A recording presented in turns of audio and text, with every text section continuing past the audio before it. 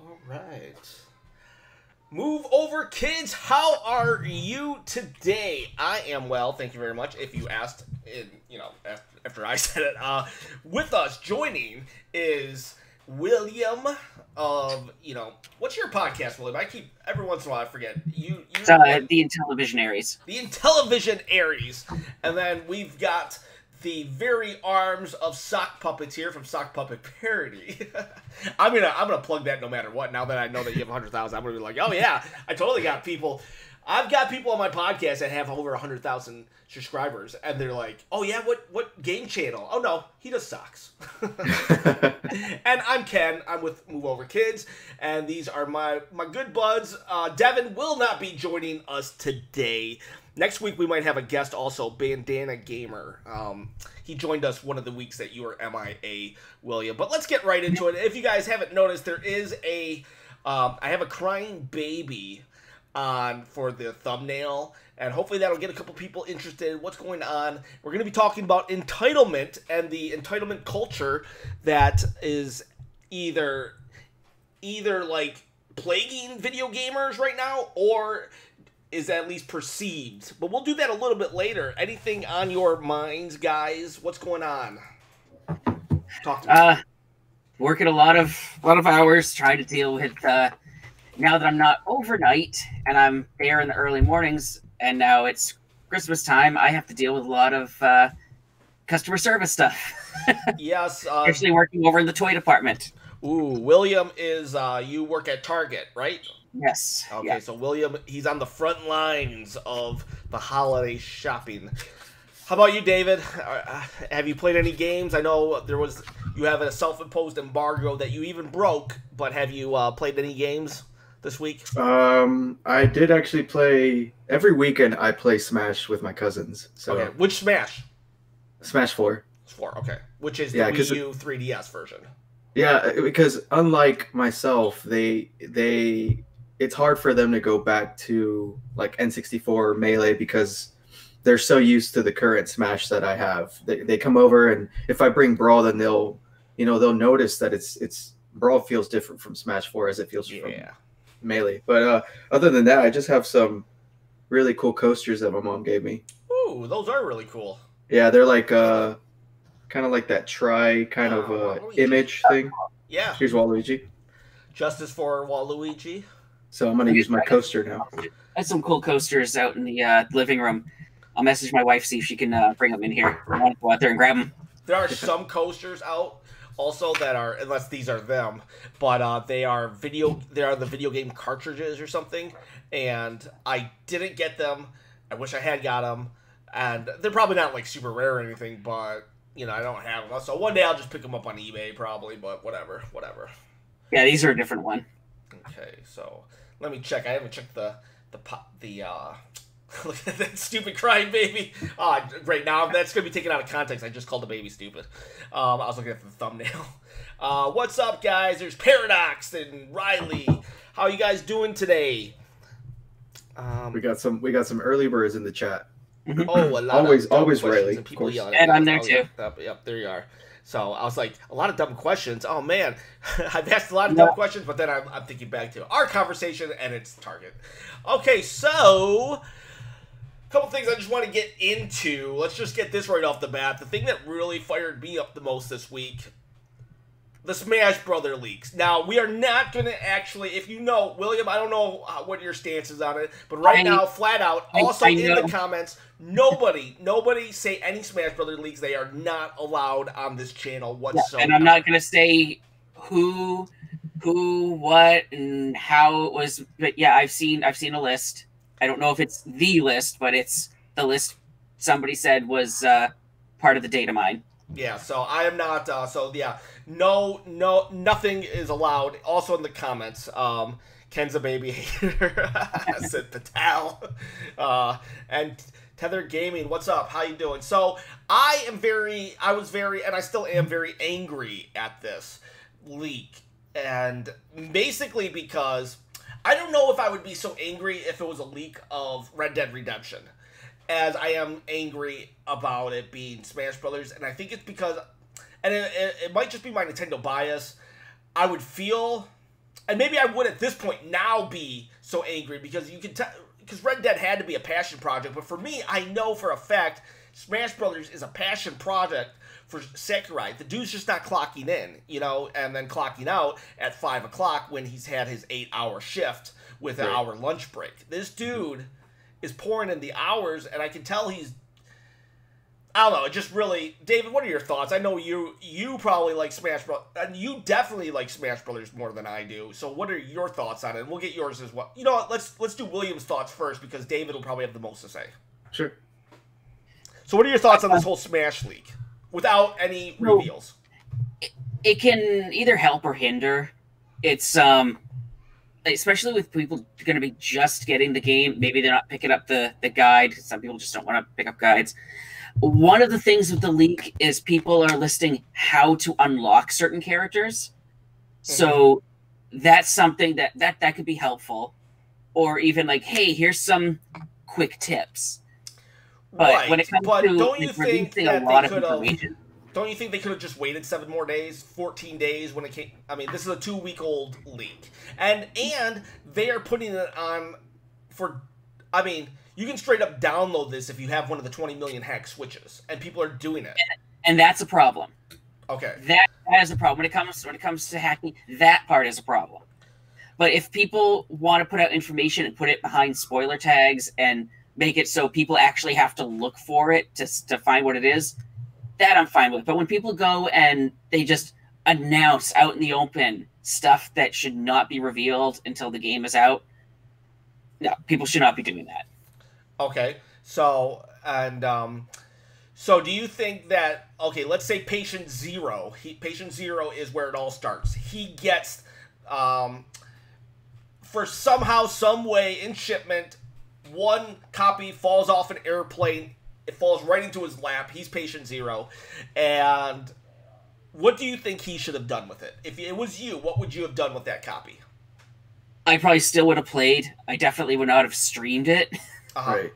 And maybe even play it on a completely different account than what my main account is. But I mean, if I was to stream it, like if I was somebody who does streams, I would only stream Versus stuff. Yeah. I wouldn't go with any of the World of Light stuff or anything like that. Yeah, and I'll say this. I'm purposely not letting you jump in just yet, David. Sure. Last week we were on the podcast, and Devin was like, "Oh, guys, did you hear about the leaks?" And I was actually kind of, "Oh yeah, let's talk about it." But at that moment, I did not know the magnitude of what was happening, and I thought it was kind of like the Grinch leaks. The Grinch rumors or whatever, or Steve was coming to Minecraft, and it was just more it could have been true, it could have not been true. I didn't know that it was 100% fact, and this dude was releasing illegal copies to the world. Then, when I found that out after the podcast, I suddenly got super mad. So I don't know if that makes me kind of a hypocrite, because it's like, oh, well, because I did videos on the Grinch leak and potential of Banjo-Kazooie being in during that time. So I don't know do you think that makes me a hypocrite or not? Because again, it was just, nobody knew if it was real or not. But then when I found out that this is straight up from the copy and Nintendo didn't want it happening, then I got upset. I don't know. What do you guys think about that? Leaks are fine because they can either be completely fake or they could be real. They're not officially coming from the product. Like somebody that actually gets the game and is releasing the information, we know they have the game, and we know for 100% that that's information that's coming from the game itself. But if somebody goes and leaks something like the way the Grinch leak was, it can be up in the air that it might be fake or it might actually be real. There was real stuff that leaked for the last game that people thought was fake. Yeah, and I'm kind of with Tethered Gaming. He says, if I got an early copy of Smash, I would have played it, made tons of content just to release on day one. No spoilers for anyone, and I still get the fame people are clearly chasing. And yeah, I definitely would have done that. Could you imagine just uploading and just hitting public on on 100 videos. It's right there in your face at midnight. And I'll say this, I might have even taken that first copy and streamed it, but kind of like what you were saying, William, and just did Ken versus Ryu, or Ryu. Maybe Incineroar versus Daisy. Stuff that is already, Sakurai has already deemed. Or I might have really been a suck up and contacted Nintendo and said, I've got a copy of your Smash Brothers. How can I get it to you? I don't know. I would have. I've told the story about when I called Nintendo about something like that. No, you haven't. Okay, so this guy on eBay was selling. You're familiar with the way people got the ROM for the first Mother for the NES.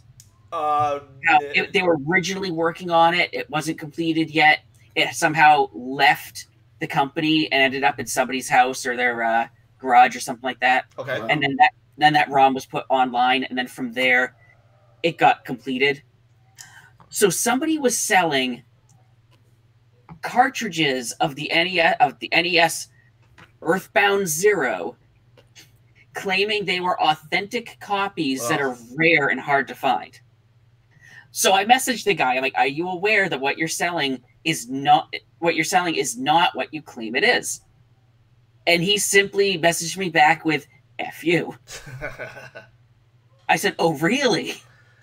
So I found the number for Nintendo. Just to step in. See, I'm really nice, and I try to be really cool. And what you did, I would have done the same thing. I would have been like, dude, let me just, I'm trying to give you a little bit of advice here. And then when you hit me with an FU, I see red and I go postal. yeah.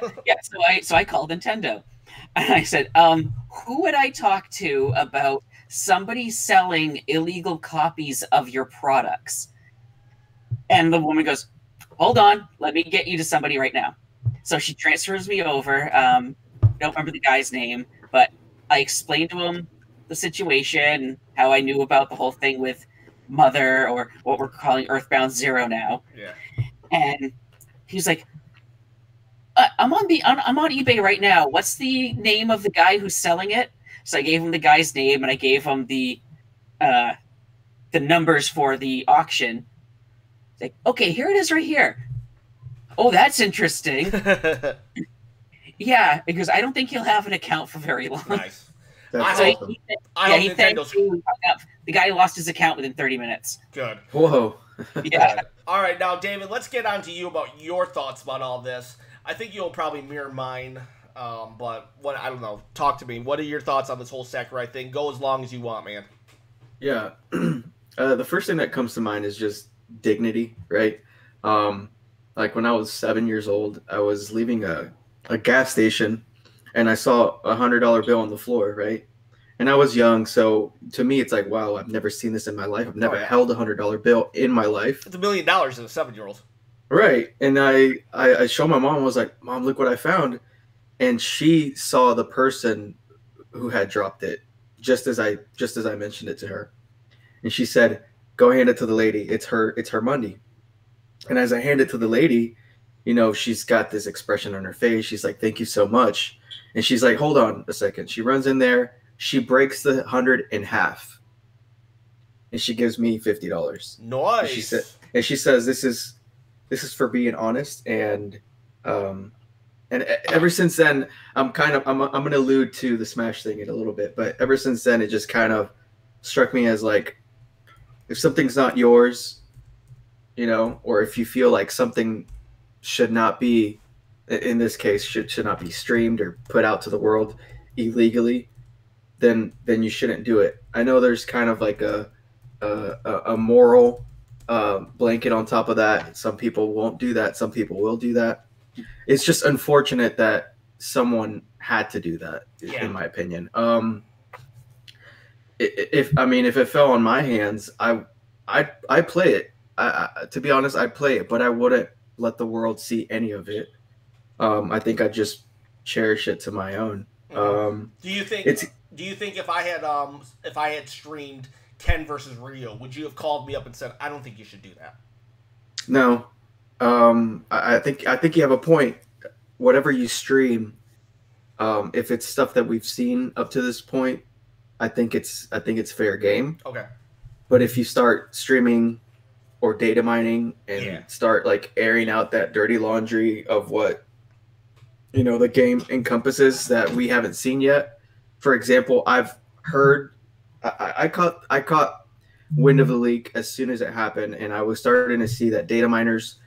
I follow this guy named Zeph on Twitter. He's a big Smash guy, and he's like, everybody, someone just leaked the potential DLC fighter list. Everybody run. As soon as he said that, I haven't been on Twitter for like a week and a half, to be honest. It's because I don't want to. First of all, dignity plays into this. I don't want to play into the crowd that is in a way disrespecting Sakurai's hard work. And at the same time, I have good self-control about spoilers. I want to be surprised. Like, for example, for Star Wars, the Force Awakens, I had media blackout for a month because there were screenings and stuff out there, and people knew about certain things, and I avoided the internet for a whole month. It was hard, like just naturally we pick up our phones and we click on Twitter or Facebook. Yeah, dude, I don't think I could avoid the internet for 2 hours. So yeah, it was so hard, but I did it, and I only do that because even though Sakurai doesn't know I'm physically doing that, in my heart I know that I'm supporting him at the utmost by doing that. So it's I'm obviously at the very extreme.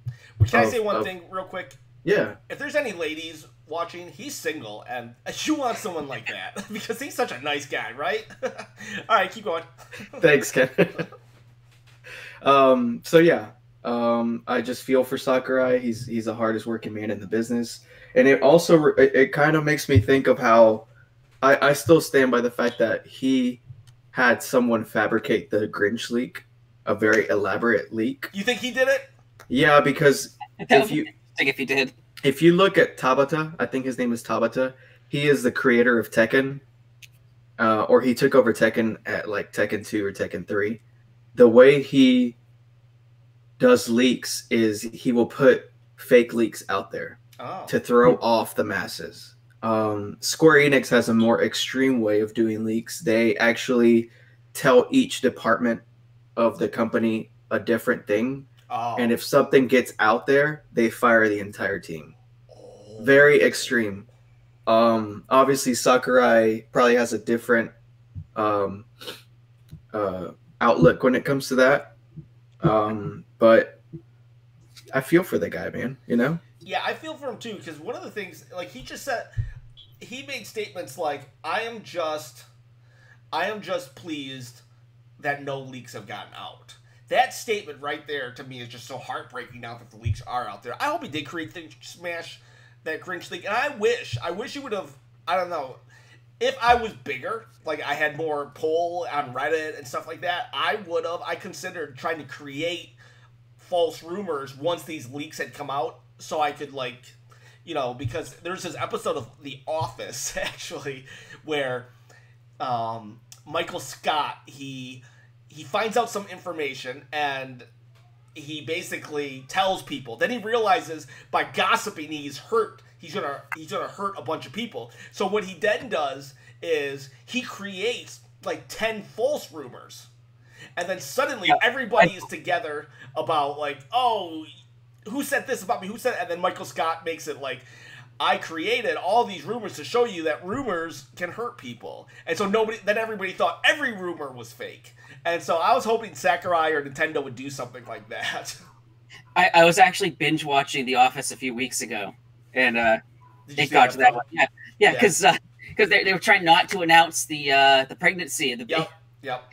And that was one of the rumors that he created was that that Pam was pregnant.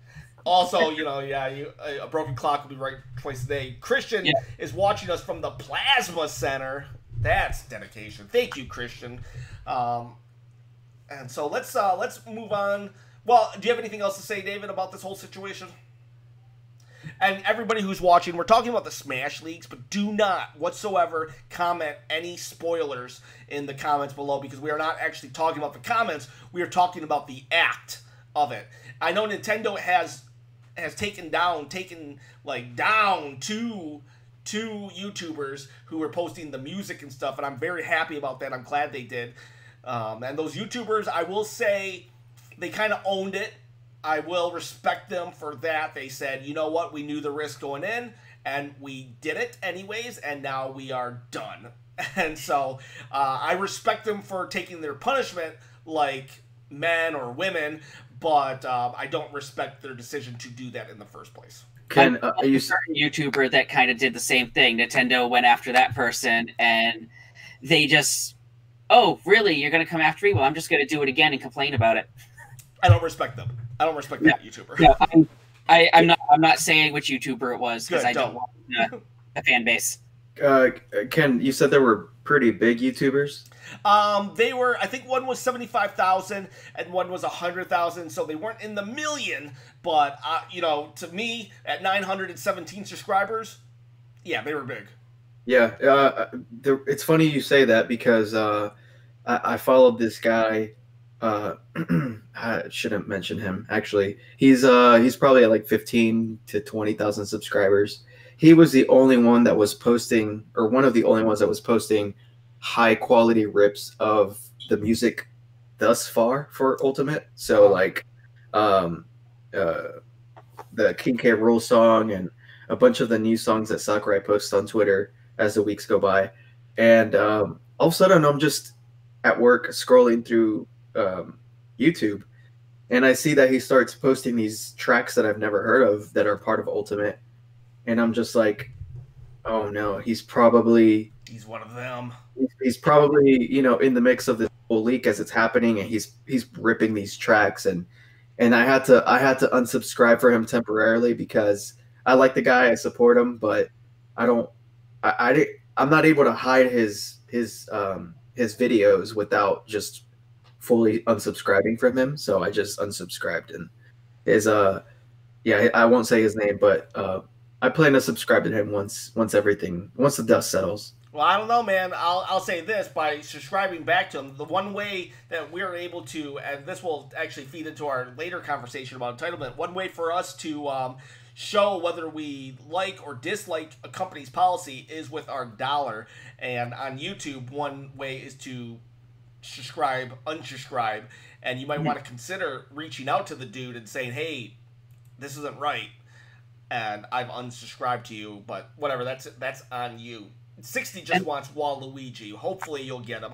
I'm thinking, again, I don't know any of the leaks whatsoever, so my thing is, I wouldn't be surprised if Reggie Fils-Aimé said, all right, Sakurai, put Waluigi in as number 80. And the YouTuber I was talking about, I still won't say, I just looked, he has 3 million subscribers. Ooh. And he's leaking the footage? No, he's gotten in trouble with Nintendo in the past. Oh, okay, yeah. Sometimes that's one easy way to get, like, people is, like, just be like, F you, establishment, even if you're right or wrong. And, but whatever.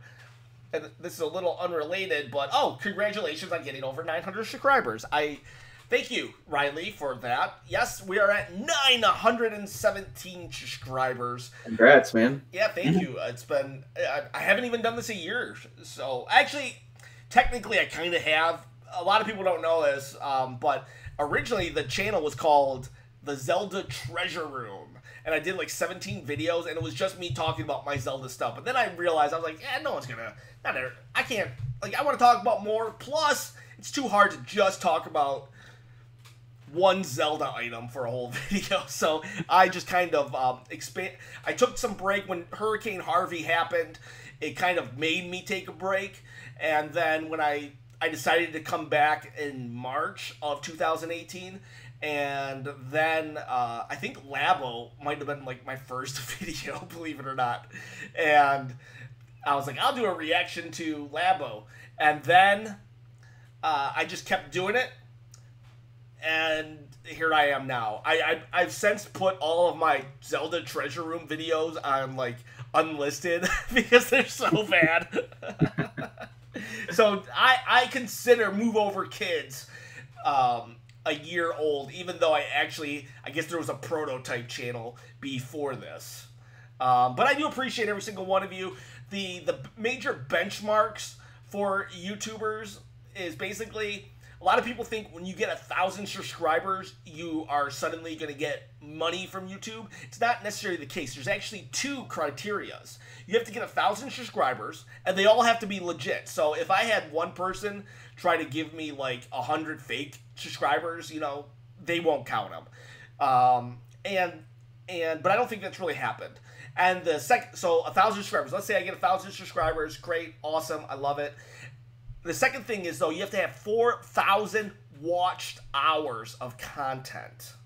Meaning, if I have within a year. So if I only have 3,000 watched hours of content and 5,000 subscribers, I still wouldn't be able to get into the paid program.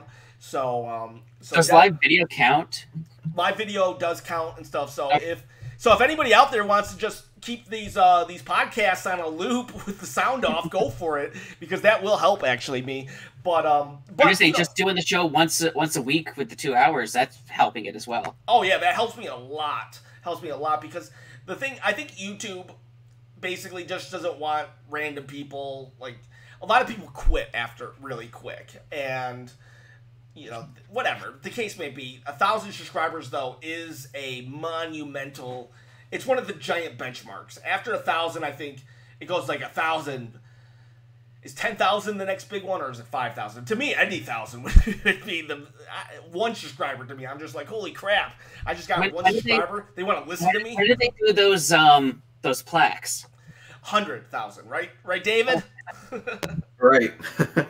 David, pull up yours. David has a David. His arms have a plaque. He with sock puppet parody. I don't have it here. It's at Johnny's house, who's the brains, the producer of the thing. But he's in the street, so I could go walk over there. Okay. And speaking of which, did you see my puppet video I did? I liked it, man. I actually physically liked it, and Okay. And I loved it. It was I didn't expect his voice to be like that, but it fits him perfectly. Now that well, it was like I tried to do other voices for him. I'll go get him in a minute. I need to refill my coffee, and then I'll show you the 2 voices that I envision Piranha Plant having is like a really nasally voice like that one, but also probably more another one like maybe Oscar the Grouch, like really deep. Oh, I should have did Oscar. With like sunglasses or something, you know? Yeah, that would be pretty cool. I'll go give you my attempts at the plant. 60, thank you. I'll tell you what, I am very glad, David, that you introduced me to 60.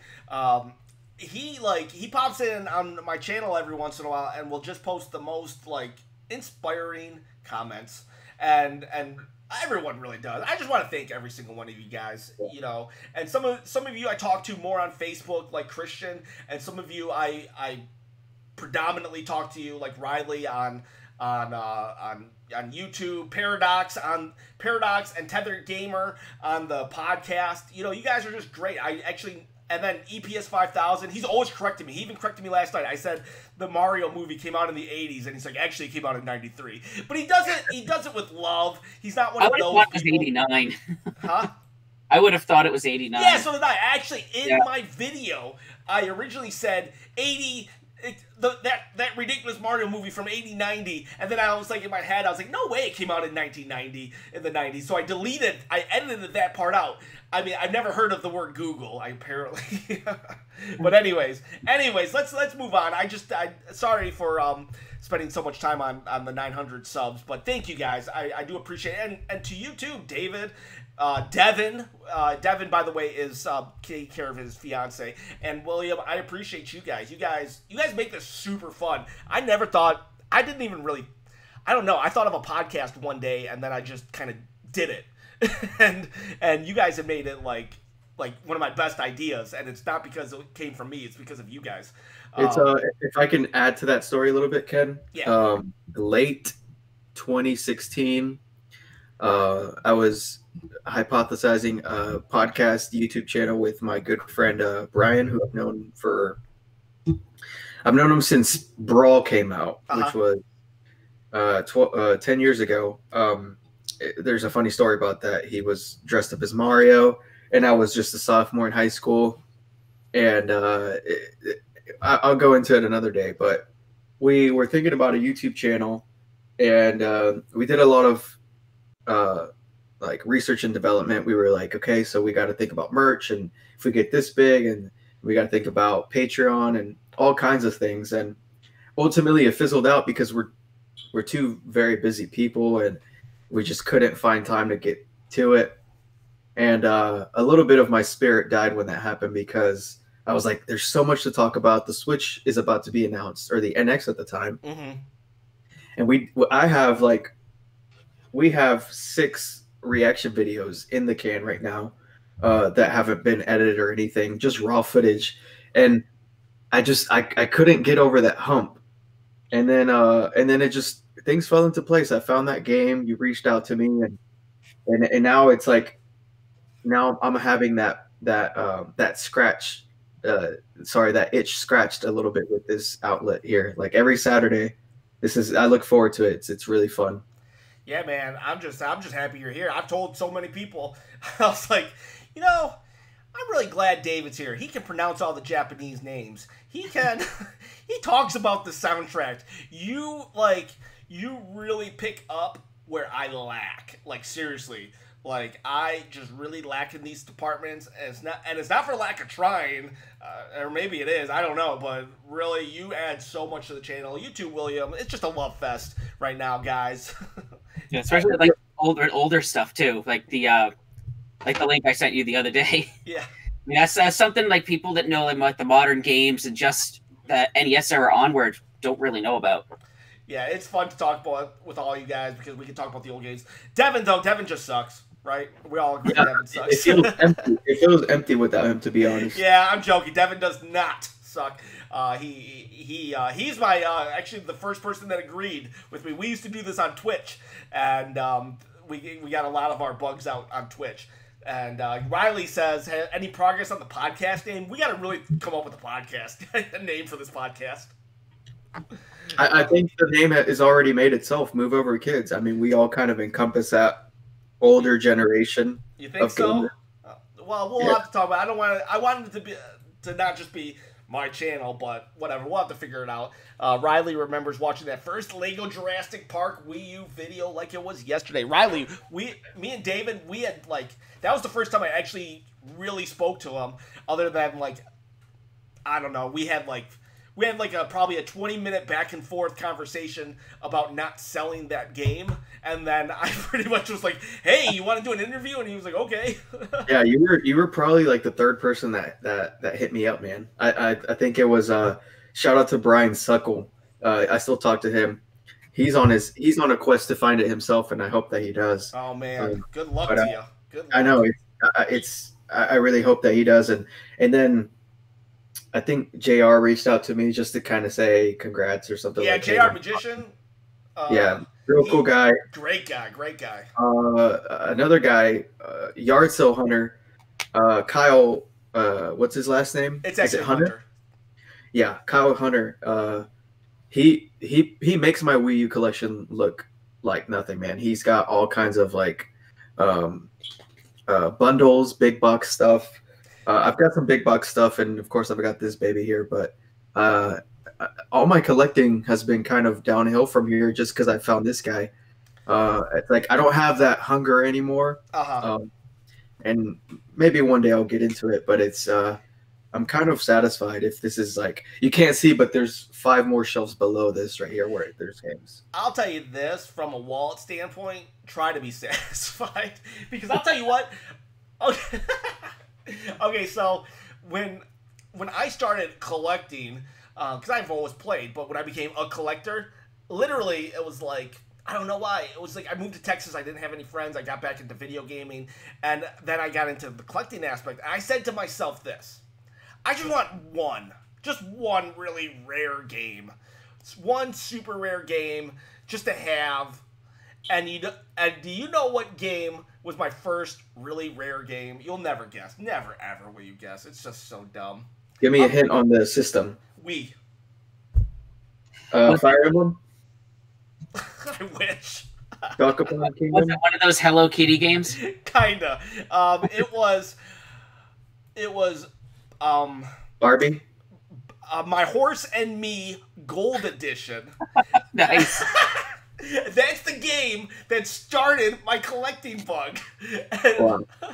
I then went and I searched it out. And then I found a good copy because I looked at like what are all the rare games, and I thought to myself, because I had collected a long time ago. I collected comic books, so I knew how to look for what is the most like potential of going up in price and all this stuff. And so I figured it was going to be Barbie, My Horse and Me, because nobody would have really sought that out until way late in the lifespan, and people would have been like, oh my gosh, I don't have that, and they would have gone back for it and all this stuff. So I did like this.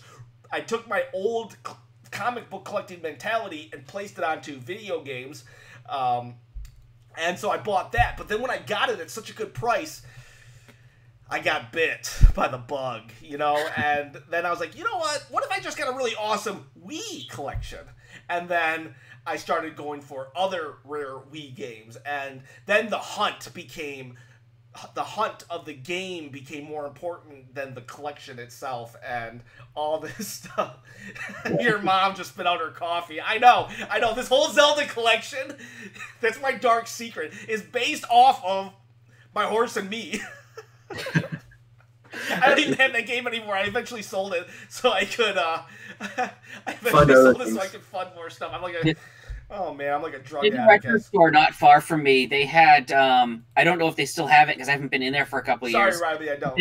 They had a copy of Bubble Bath Babes for the NES. Bubble Bath Babes? Is that one of those adult ones?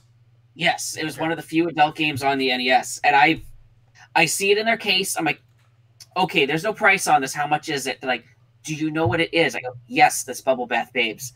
An unlicensed adult game for the NES. They're like, okay, you know what it is. We'll tell you the price. And I forget now what the price was.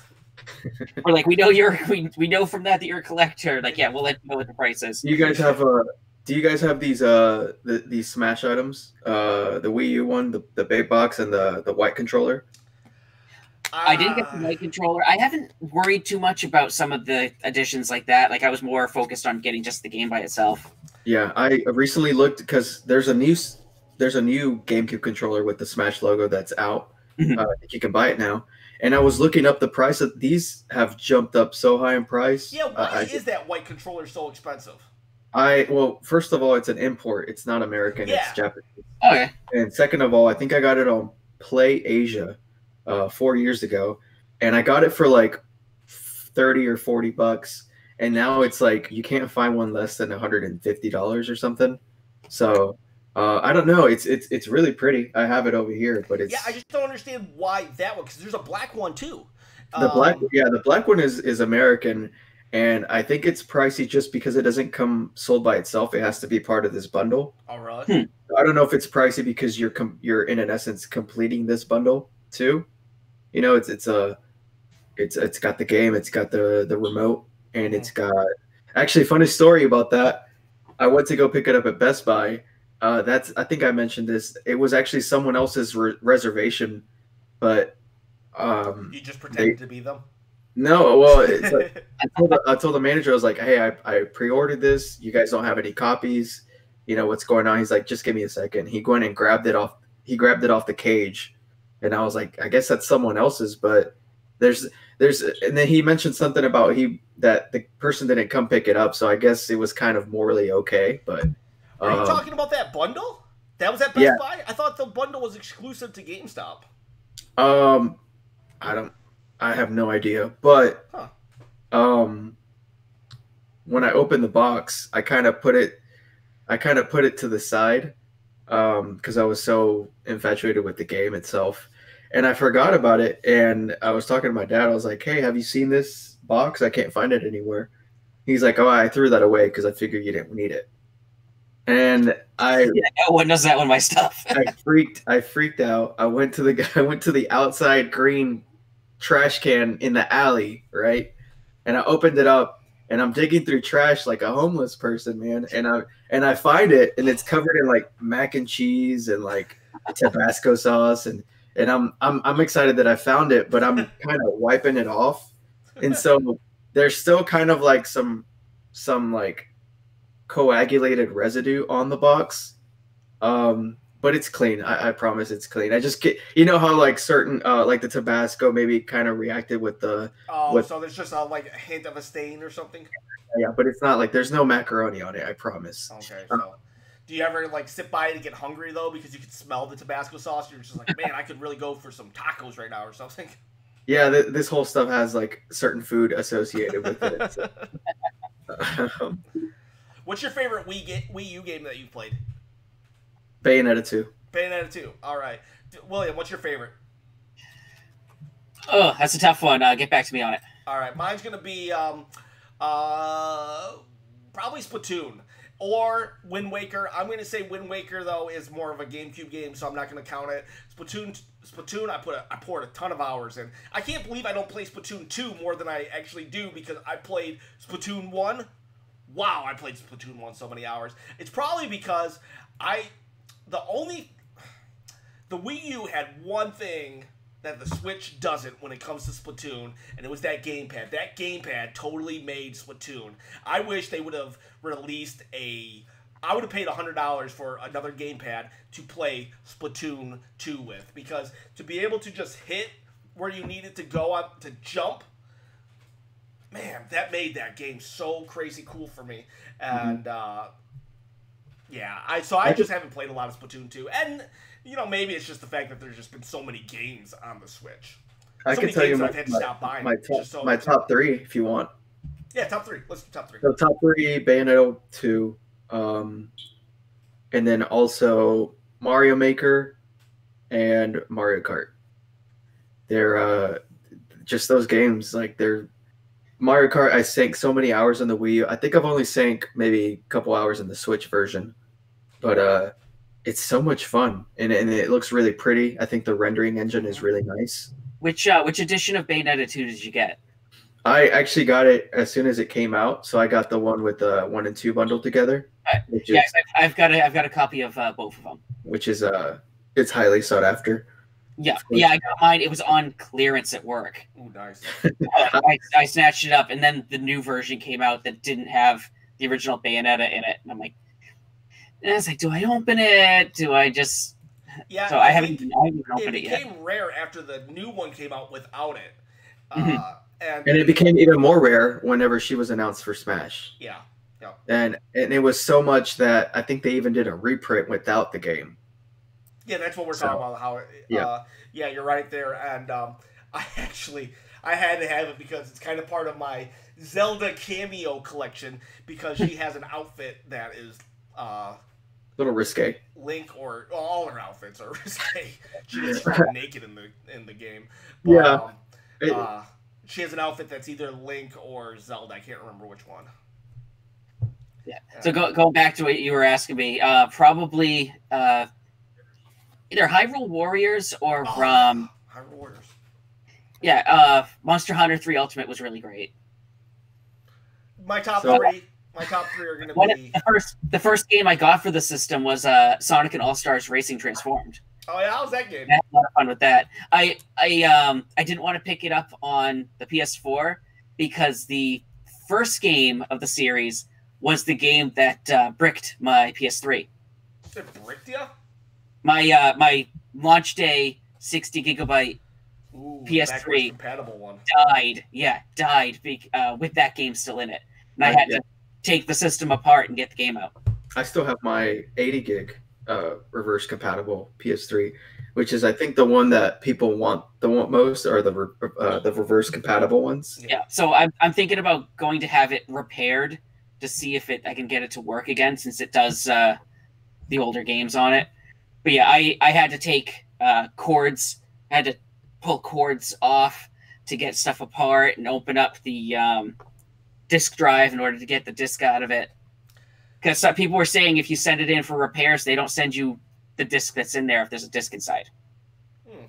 So I didn't want to take that chance. Okay, so I'm gonna. Oh, what do you got there, David?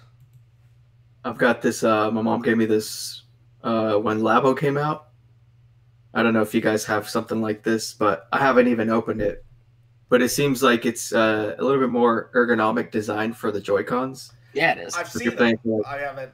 It looks cool. I bet my My kids would probably really Yeah. use them. Probably, yeah. There's Probably some ideal for like too. 2-player settings. Yeah.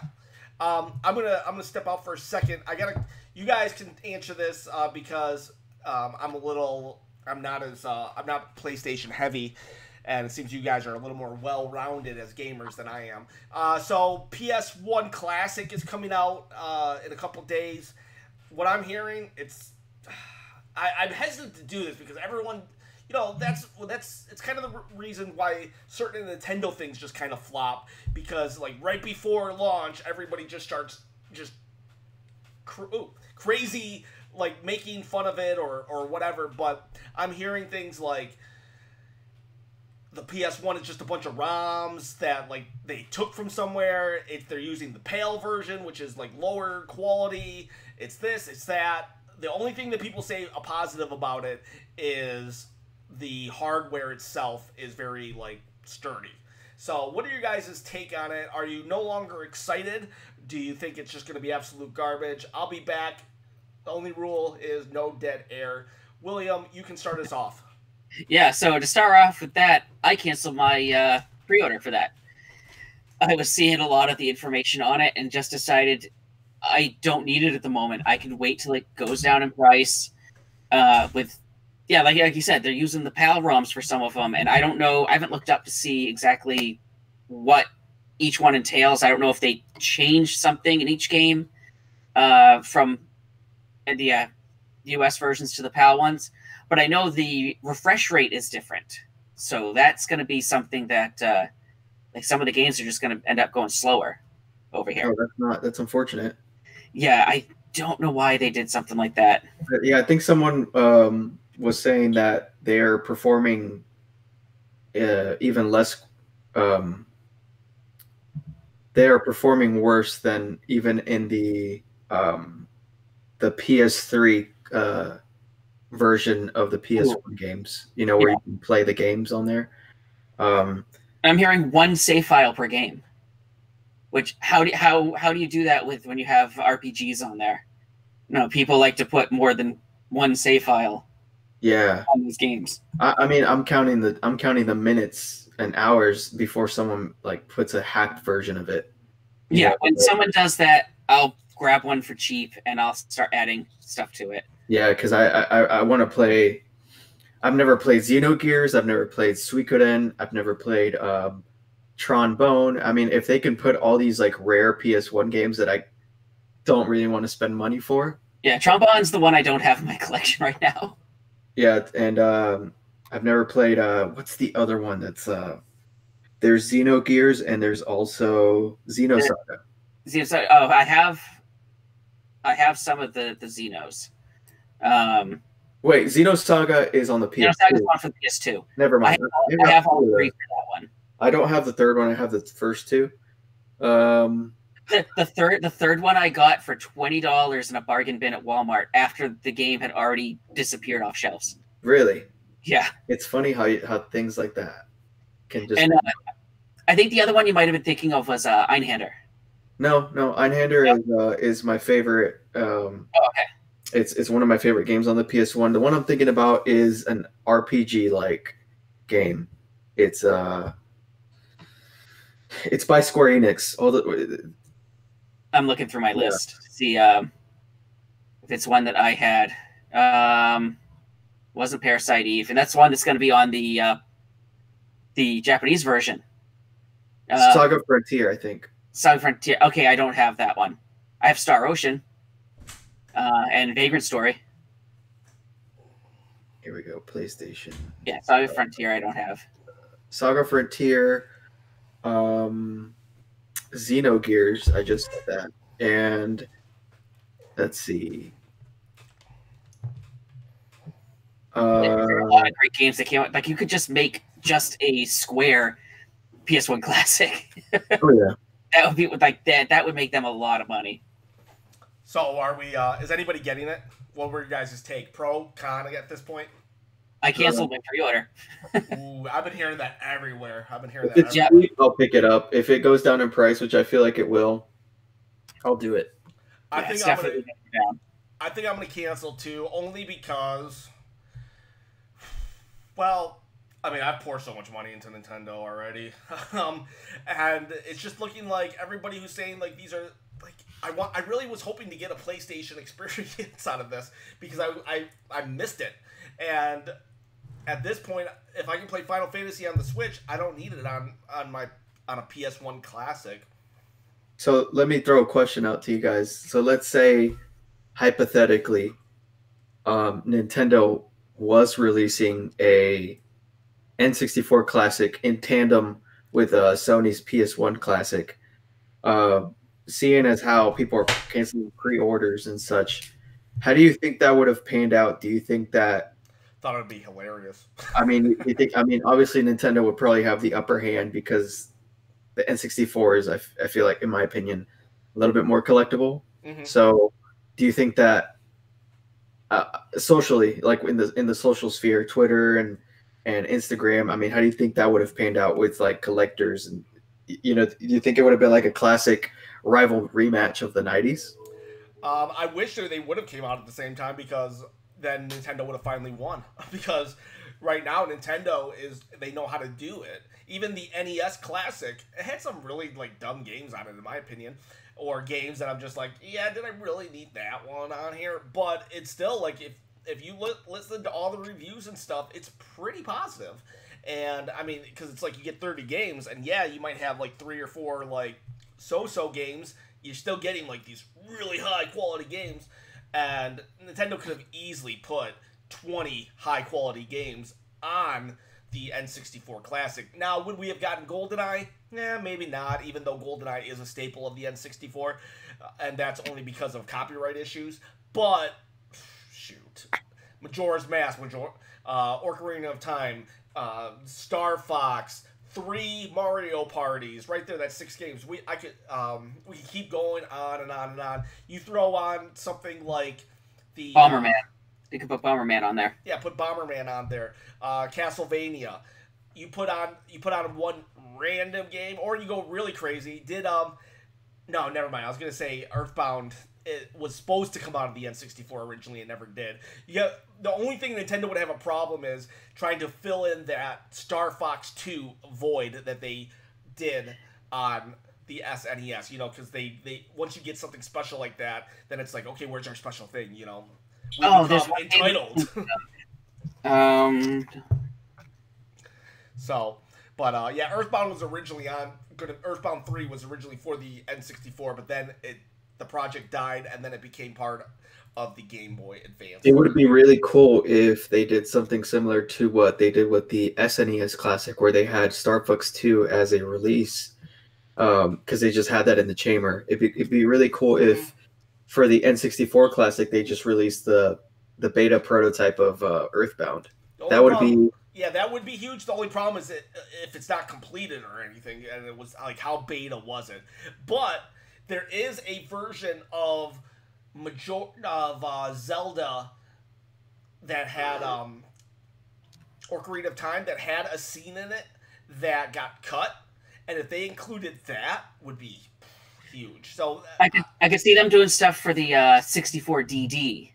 Yeah, where they can bring in some, like, Doshin the Giant. Can you explain what the 64 DD is? It was an add-on to the Nintendo 64 that used had additional storage on it. It had 64 megabyte storage capacity for discs. So there was a magnetic discs that went into it. That was only in Japan, though, right? Yeah, it was only in Japan. I'm looking to see how many games came out for it, release software. 4, 5, 6. Yeah, it would have acted like, in a way, like DLC, right? Mm-hmm. Yeah, there was a lot of Mario Artist stuff. There was a SimCity for the 64 that was included for that. There was an expansion kit for F-Zero X. And the Doshin the Giant, which later on got also released on the GameCube. Mm-hmm. Give us Doshin the Giant. But yeah, so... Yeah, I think Sony made a real technical error in doing what they've done. But I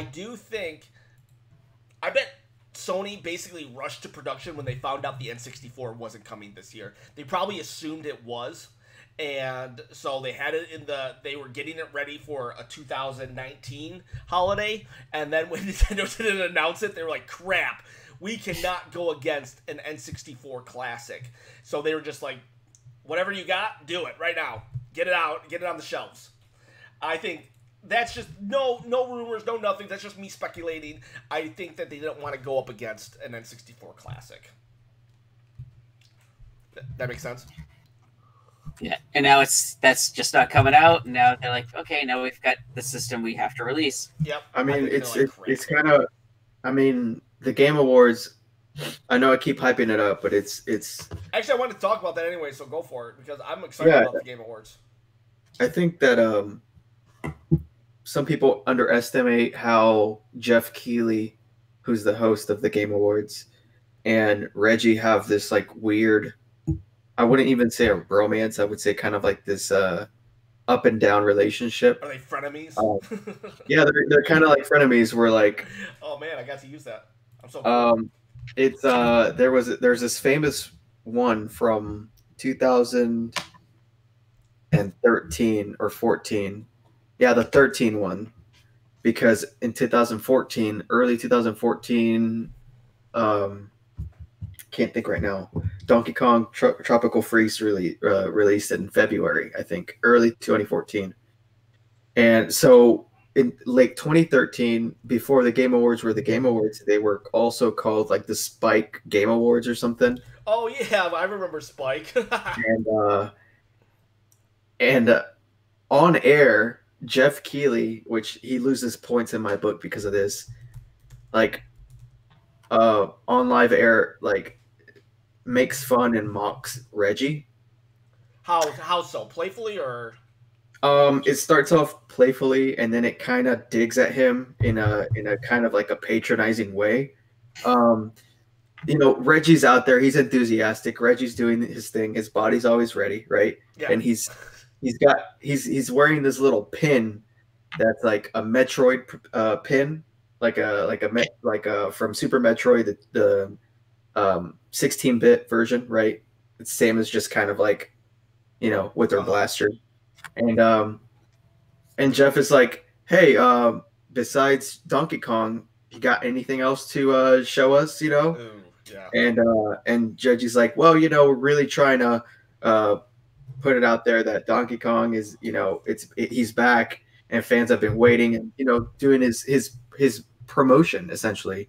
And Jeff is like, are you sure? Because it seems like, you know, the fans are wanting a little bit more Reggie here, you know. And he on I think I was watching Twitch, but the chat was just going crazy. He was just like patronizing him a little bit more, like, are you sure, Reggie? Because I think you're going to have a lot of, you know, pissed off fans that you don't have anything else to provide.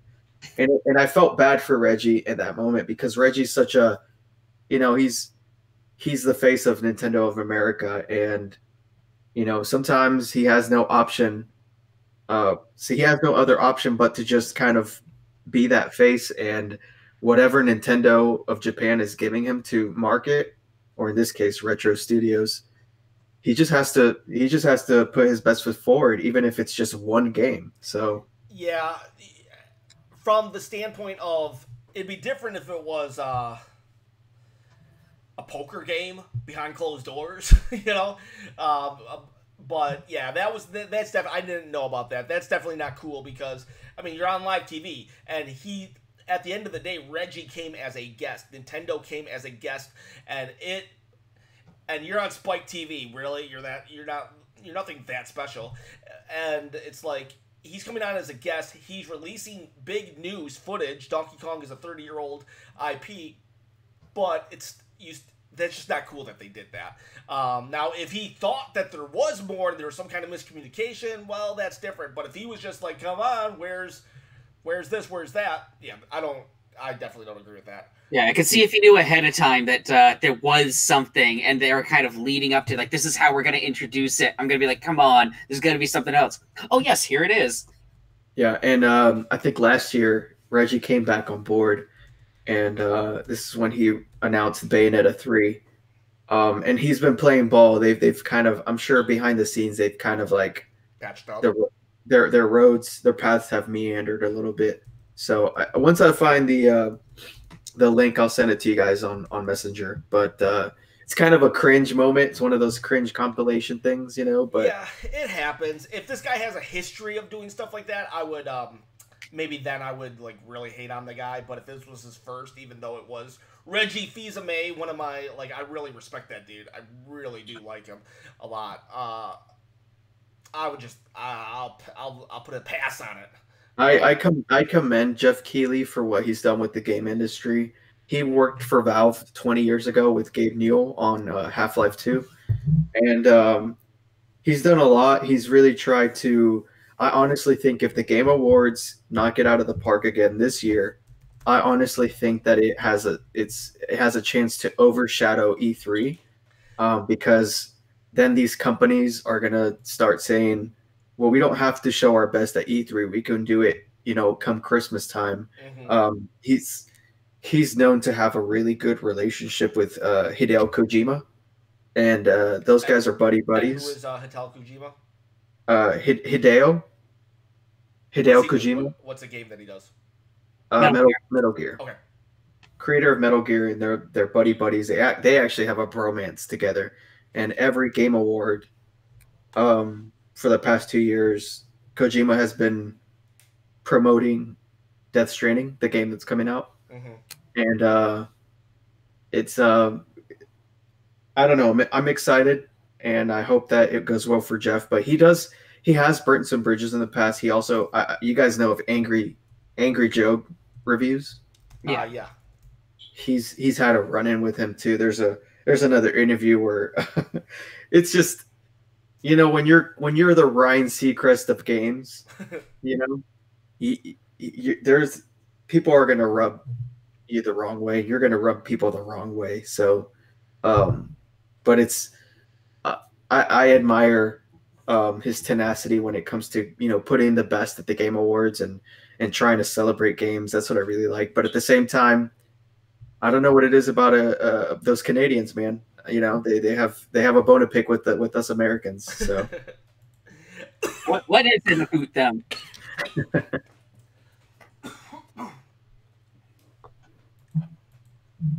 You back? Sorry, I tried to get myself off the camera for that cough. And so Patel says, nothing wrong with trying to get info for the fan. I think where me and David are coming from on the aspect of the host and how he grilled Reggie was just that it was it's a different scenario. It wasn't a press conference. It was the Emmys, and at the Emmys you're not trying to grill people, really. It's just like, oh, you're not trying to grill them like, tell me about your next 3 movies. It's just, let's celebrate the movie that we got here. right, And right. I think And that's where we're coming from. it also came at a time in a dark period of Nintendo with the Wii U. You know, the Yeah. Wii U was not selling the best, and I feel for Jeff. I wanted to hear a Metroid Prime announcement. I wanted to hear some new stuff, some new IPs, some F-Zero, something. And when you hear Donkey Kong Tropical Freeze, of course you're not as excited. But then Tropical Freeze goes on to sell a good amount of copies on the Wii U, and it's actually probably in the top 10 best reviewed games on the Wii U. Yeah, and it's like one of the best games on the Switch, like, Yeah, platform. and it's got a lot of the Naughty Dog guys went over to Retro to become art directors, and so you can really see how you know, Donkey Kong is all about jungles and dirt and the sea, right, from Donkey Kong Country. But then you go and you change that landscape into like icebergs and ice and snow and all this cool stuff, and it really changes the dynamic a little bit. Yeah, Donkey Kong's one of those games, like, he just doesn't get the respect that he deserves, you know? It's like, I got a huge major character announcement for you, and it's a Donkey Kong game, and you're like, oh. You're going to play the game and you're going to like it, but you don't want to hear about a Donkey Kong game for some reason.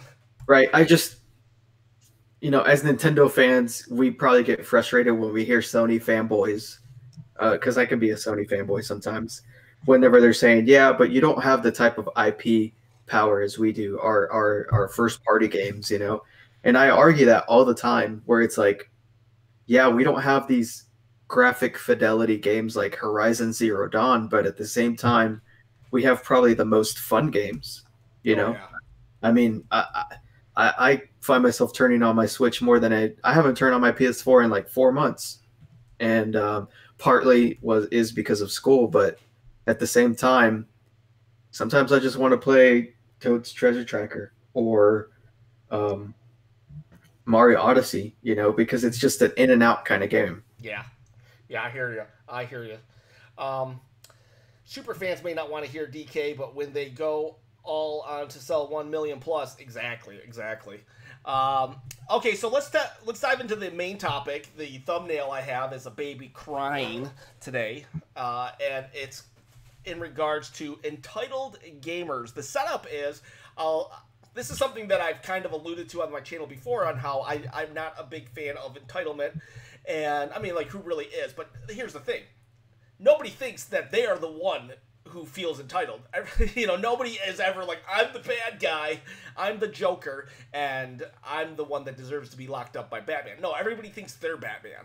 So, entitled, I think that Smash fans, a lot of them do act entitled. I think a lot of people, I think fans on all spectrums, but where we got this was David yesterday sent me a link to Dreamcast guy on YouTube, and he interviewed the creator of Twisted Metal and God of War, and that dude, they had like a kind of a back and forth. The God of War guy was basically saying that gamers are too entitled nowadays. David and then William, what are your thoughts on it? Or William, if you want to go first, since David might have thought about more and you don't want him to take your talking points. Yeah, I'm going to say absolutely. People are incredibly entitled. They think that, you know, hey, there's a game coming out. This is how I want it to be. And if it's not like that, I'm going to sit back on a forum and complain about it. Mm-hmm. I see it quite a bit, especially in the Smash community, Oh, or yeah. even fighting games in general, especially when Marvel vs. Capcom, when those games are coming out. Character I wanted wasn't in the game, therefore the game is horrible. And then a character they don't like gets announced. Well, they're wasting a slot for the character I want. Let me ask you this. Let me ask you this one. Okay, so when E3 happened and Waluigi, his trophy just got like knocked out of the park by Marth, and the internet started blowing up. 2 or 3 days later, I did a video, and it was Justice for Waluigi, and it was just I did it to Johnny Cash singing "Hurt" by Nine Inch Nails, and it was just a montage of Waluigi and stuff, and I was like saying, "Let's get Waluigi in." Was I being entitled? And feel free to tell me. No, you're joking around and you're doing it in a playful manner. Okay. There are people that seriously get upset that a character they wanted didn't.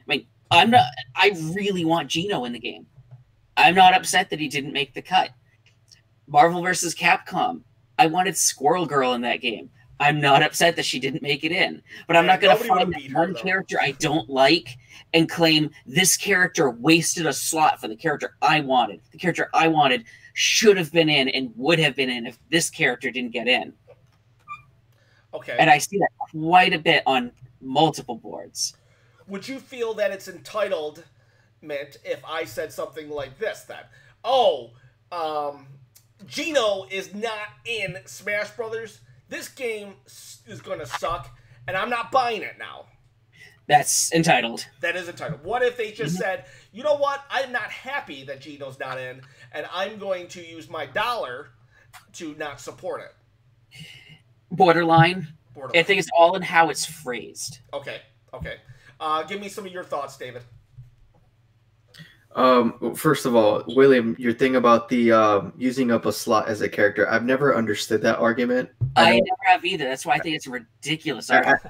I've been hearing that since Brawl, you know, where it's like, oh, they just announced Olimar. He's taking up Gino's slot. It's like, no, not really. I'm pretty sure Sakurai can fit another little square in that big montage of characters. It's not the end of the world.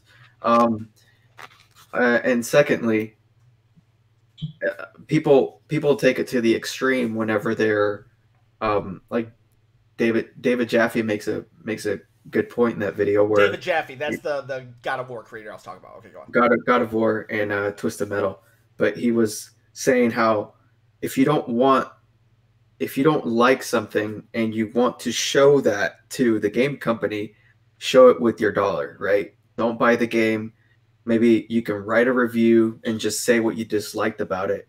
But he also makes the point, it's these entitled gamers, especially the ones with the biggest voices on Twitter and YouTube, is like they don't realize how big of a voice they have, and they want to cry for help and cry for Big Brother. In this case, is the loot box stuff. They were, getting the government involved, and at that point, it's like, are you even arguing for the game anymore? Are you just arguing for arguing's sake? Yeah, let's back it up just a little bit in regards to what he's talking about. In regards to what he's talking about. So this was the actual debate that they were talking about with Dreamcast Guy and David Gaff, you said. If anybody wants to watch it, it is on Dreamcast Guy's thing. I'm not affiliated with Dreamcast Guy or David Gaff whatsoever. I will say this, though, because this is a PG show. If you do watch it, there's a lot of cussing in that one. And David Gaff does come off very aggressive. However, I do kind of side with him. Even though I might not have sided with how he presented his argument. And David has since told me that his Twitter is a lot more nicer in how he presents his argument than when he does in actual real life. But basically, a lot of people have a lot of things. Loot boxes are a thing in a lot of games, and people don't like them. I don't like them. Even David Gaff doesn't like them when it comes to loot boxes that you have to buy in order to complete a game. He didn't care if it was just like a skin, like something that didn't really affect the gameplay whatsoever. But a lot of people complain so much so that now the government is starting to look into loot boxes in video games, and that's where he had a real problem, saying you are feeling entitled. If you don't want loot boxes, just don't buy the game. Don't go and get mommy or Big Brother in this, because, and I'll agree with this statement, it's a slippery slope. Once you get the government involved, government never gets out. The government's never like, all right, our job's done, see ya. Right. No, and that's why we created the rating system. Yeah. That rating system is not a government system. It's the video game companies that do it themselves, or whatever board they have. And so that's the backdrop. I wanted to just give a little bit of context. Keep going, David.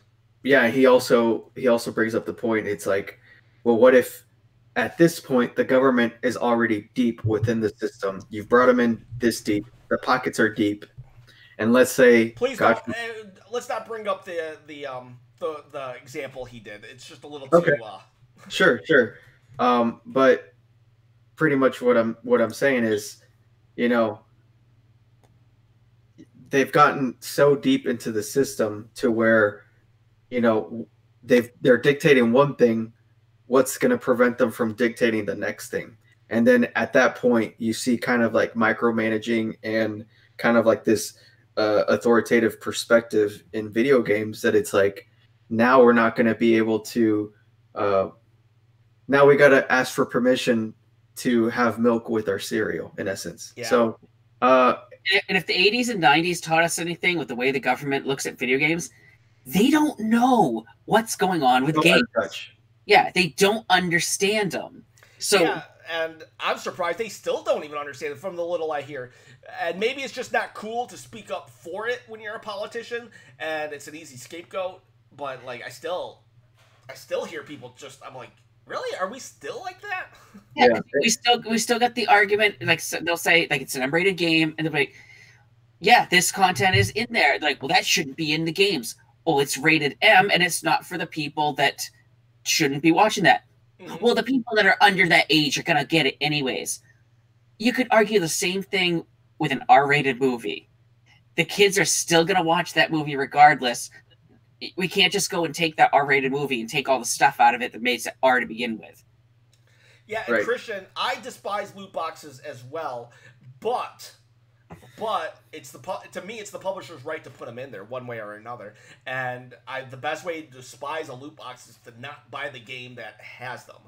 In my opinion, that's my opinion, and I don't think I should get anyone else involved. Maybe I could go on Twitter and tell them on Twitter, but I think where David's coming from is like, should let's pretend I had 100,000 subscribers. Okay, I mean it's like a million years in the future, and I actually have 100,000 subscribers.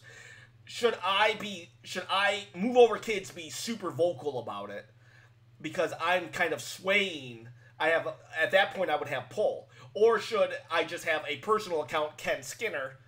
Should Ken Skinner say something about it? Is that what? Are you kind of? Is there anything in there, David, that you can dissect? I Because don't. I don't. it's these YouTubers. Some YouTubers feel like, oh well, I've got this many subscribers. I now can just say whatever I want, or my opinion matters the most, or I don't know, anything like that. Does that make sense? So I guess what I'm trying to say is the fact that you have an opinion, especially when you're that big, is not a problem. It's the fact that they don't realize how big of an impact their opinion can have and how much it can be skewed.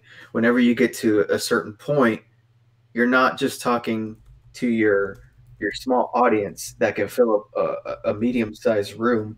You're talking to an audience that fills up stadiums, right?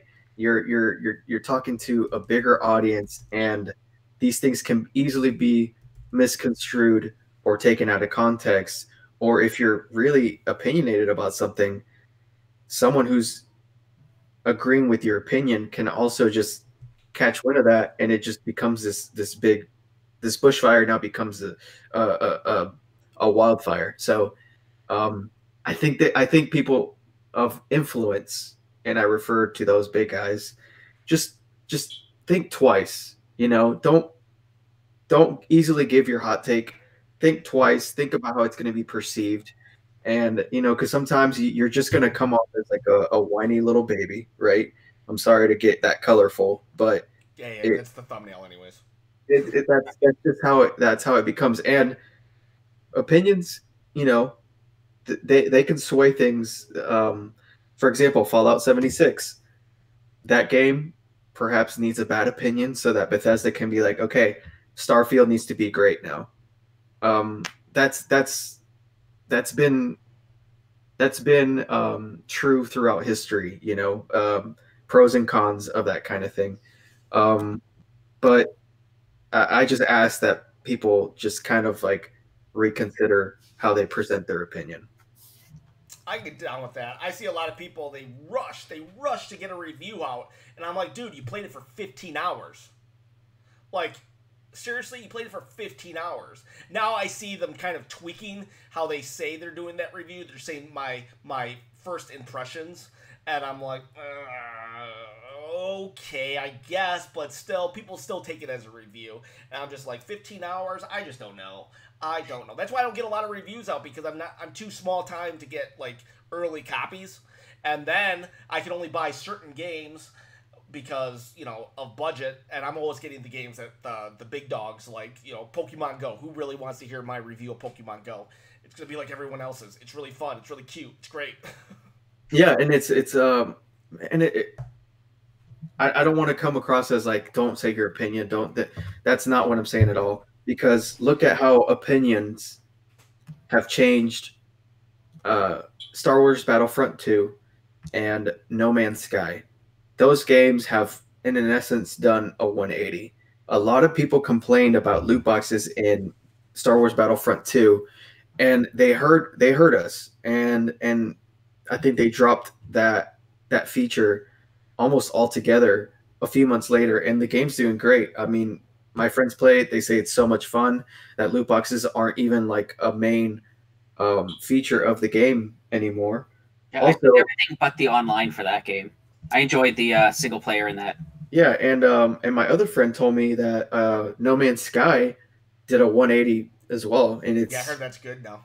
It's like this brand new game, and if you look at it, it's because 2 years ago the game released poorly, and people complained about it. So of course, don't think that I don't think opinions aren't great. They're welcomed in many fashions, but sometimes it can be a little bit too extreme. And I know of some companies and some games that have gotten a bad rap for just because one influencer kind of changed the game for that. So I get what you're saying, and that makes sense. I think it's kind of like what William said in the beginning. It's all in how you present it. I mean, because I saw a lot of entitled Smash Brothers people asking for Ridley for the longest time, and now we got Ridley. So maybe if they had never asked for Ridley, we wouldn't have Ridley right now. Right. But like, some of them didn't have to ask, or some of them you didn't have to demand. The ones that were demanding and were really pushing it, getting really angry, I'm most likely seeing he got announced and saying, "See, what I did helps." Yeah. Those are. It's other people that looked into it and said, "Yeah, maybe we should include him." People asking for Corey in the house and Goku are not going to get them simply because they stand there and scream at Nintendo. Corey in the house has to be a joke. And I would main him though. I would totally main Corey. And the Waluigi fans, there were some pretty hostile ones that were harassing Sakurai. Like, that's never acceptable. No one can defend that. Right? Yeah, never. Okay. Speaking of Fallout 76, though, so that's our topic. If anyone has any kind of hot take on the whiny or the babiness entitlement, I think we're all kind of in agreement. Again, maybe just a little bit different here and there, but I think we all basically agree on the meats and potatoes of it. I do want to bring up another point before we move on. For it. Keep it going. David, they asked David, Dreamcast guy asked him, if you were somewhat a younger David in the 90s making Twisted Metal for the first time, would you incorporate loot boxes in the game? And David immediately said 100%, because he says that there is a novelty, there is a chase, he loves buying those little Funko blind things that you get at the store. It's about the chase. It's like collectors. You don't know what you're going to get whenever you go out to a garage sale. He loves that chase. He loves that there are loot boxes, only cosmetic loot boxes in like Overwatch, and he would do the same type of loot box for Twisted Metal, but he would never do a pay to win kind of loot box for the game. So it's interesting how he put it, Speaking of those, the Funko mystery mini things, like even the girls are getting into it. The LOL dolls that all the girls are going after right now. Like, I don't know how many people have come into my department and look at them like, "Oh, where are your LOL dolls? Where are they? What can you tell me about them?" I'm like, okay. Yeah, it's a crazy way to make money. Crazy. Yeah, in a weird way, we've always had loot boxes. I mean, look at baseball cards. Yeah. Look at Pokemon cards. You don't know what you're going to get unless you kind of move around the cards to see. I never thought of that. That's a very good point. I mean, my dad told me that when he bought baseball cards back in the day, him and his brother would take the package and like move it around so slightly to see if there was a holographic or a shiny card in the package. So people have always had that novelty of mystery for these things. Yeah, that's a really good. Yeah, that's really good. Because why not just sell the whole set? Huh? Why do you gotta do packs? So, yeah, it's like the little Nintendo, the Kinects characters. They do the bags of those, and you can tell exactly who's in the bags if somebody's gone and opened up a full set, because the codes on them correspond to who's in the package. I definitely don't like blind, because they've been doing that a lot with Zelda lately. They do blind bags for keychains or coins or this or that. And I don't like it. I really don't. But my solution is I'll just buy the whole display. I'll like how much for everything in there in the box that it comes in. and that's what they want though, because I mean, because if I were to transfer that to video games, then I guess I'd be buying the season pass of loot boxes. I don't know. I don't play any games with loot boxes because it's really not a Nintendo thing. But shoot, it'll probably happen sooner or later. You can say amiibos. Are amiibos kind of like loot boxes? No, because you know exactly what's in it. Oh, okay. But there's like these plush Star Wars keychains that Funko's normally been putting like a piece of cardboard around the character so you can't feel the bags to see who's in there. But there's plush ones, so they didn't have the cardboard. And the only two characters that didn't have feet was an R2D2 and a Porg. So I'm sitting there and I'm feeling the bags like, this one's a Porg. So, like, knowing that we were getting that one, we bought that one. Nice. And the girl at the register is like, you gotta open it right here so I can see it because I want to see how cute these things are. So yeah, Margot has that on her bag right now. Hey, Ken, what's the user Christian Sims? What is he referring to? Let's see which one. Dude has a super fat Wii U collection, doesn't he? We're talking about your Wii U collection. Oh, mine. Yeah. So why don't you showcase some of it, William or Christian? Check out one of my older videos. It's on the playlist if you scroll down. An interview with. It says something about the rarest Wii U, the rarest modern game. I actually interview him, and he's got a Lego, that game right there, right in the middle. That's Holy Grail, believe it or not, because it was released in Target and not, it got recalled or something. But yeah, so why do you like the Wii U so much, David? I think it's Nintendo's Dreamcast. I think that in 20 years or even 10 years, the games are going to be more sought after. There are a lot of hidden gems for it. There's a lot of unsung heroes just because of the poor sales of the Wii U, that there were games that were overlooked and never played. And I think I got into collecting whenever I think people didn't expect for them to go up and outside of the Wii U collectors, people didn't expect for the Wii U to be worth much of anything. So I kind of struck while the iron was hot, and I started going to garage sales and Walmart and Target and bargain bins. Like, I found some games up here for like $10 sealed. So I think I have 2 copies of Brunswick Bowling right here. Oh, that's good. That's an American exclusive. People in Canada want it.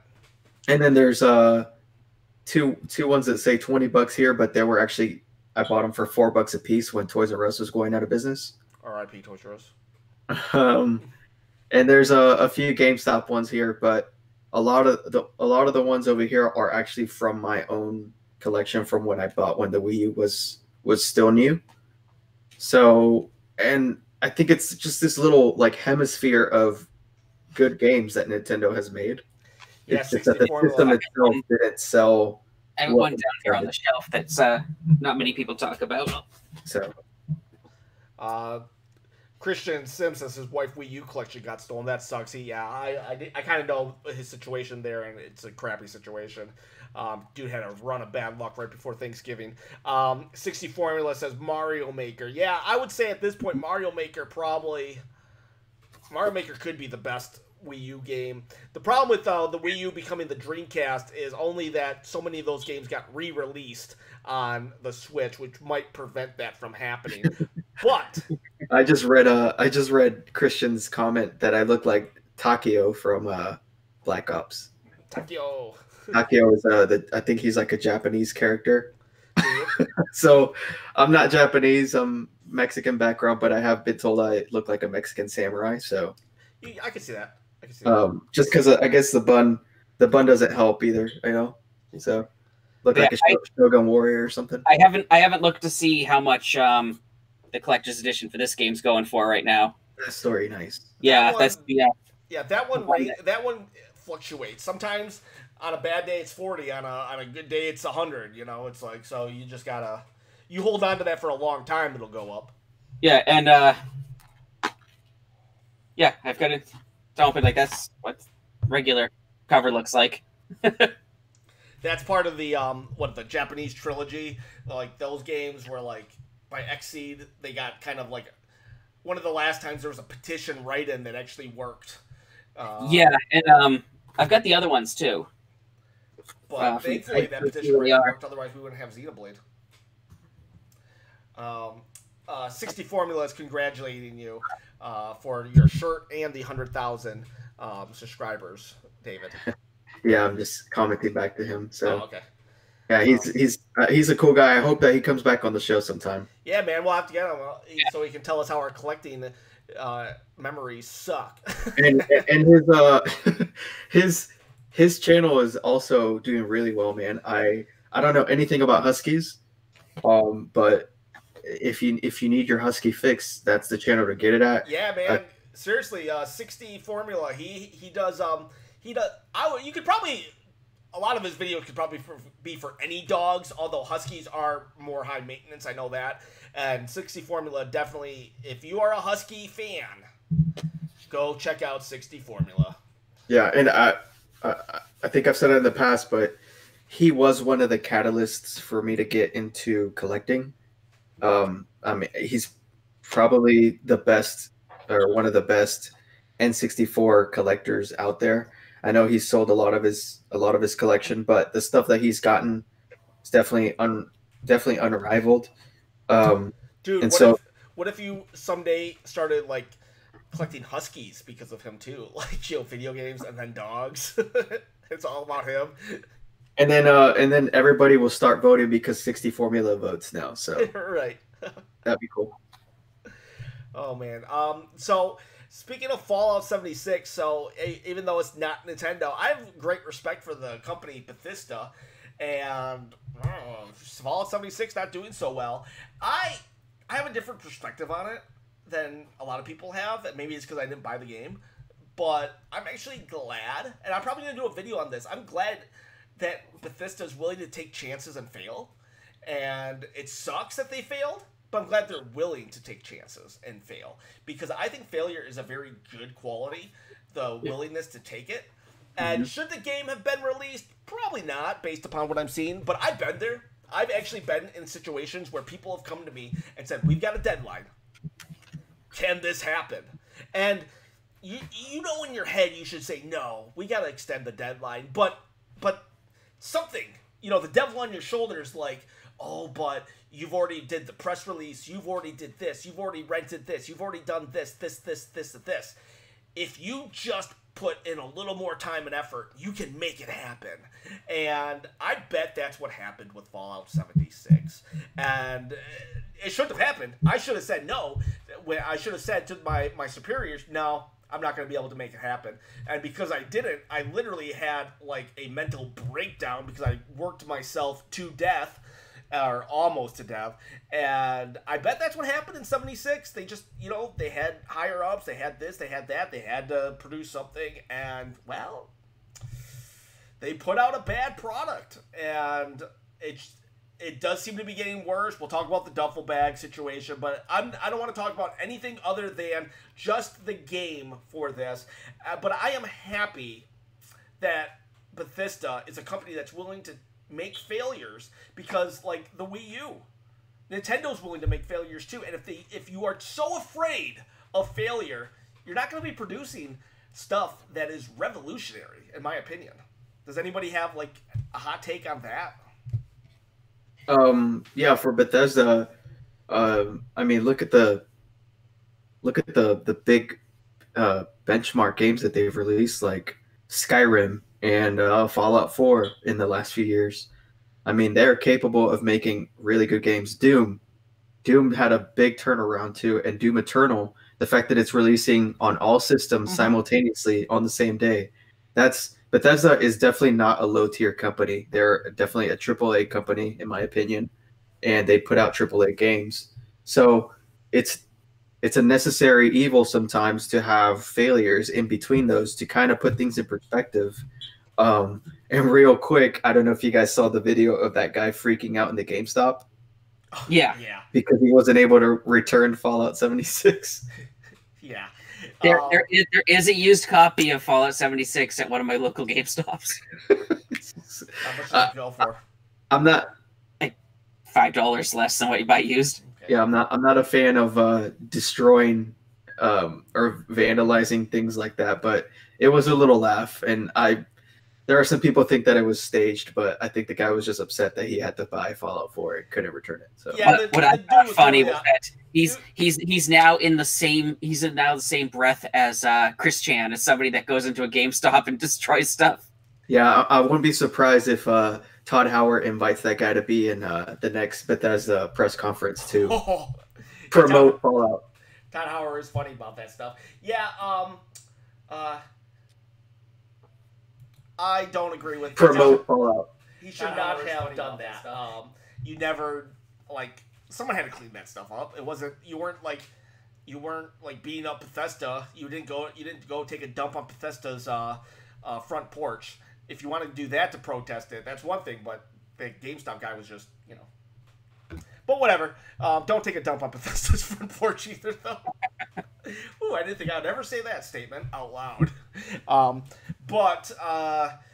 Yeah, out of line. But I gotta say though, I can kind of.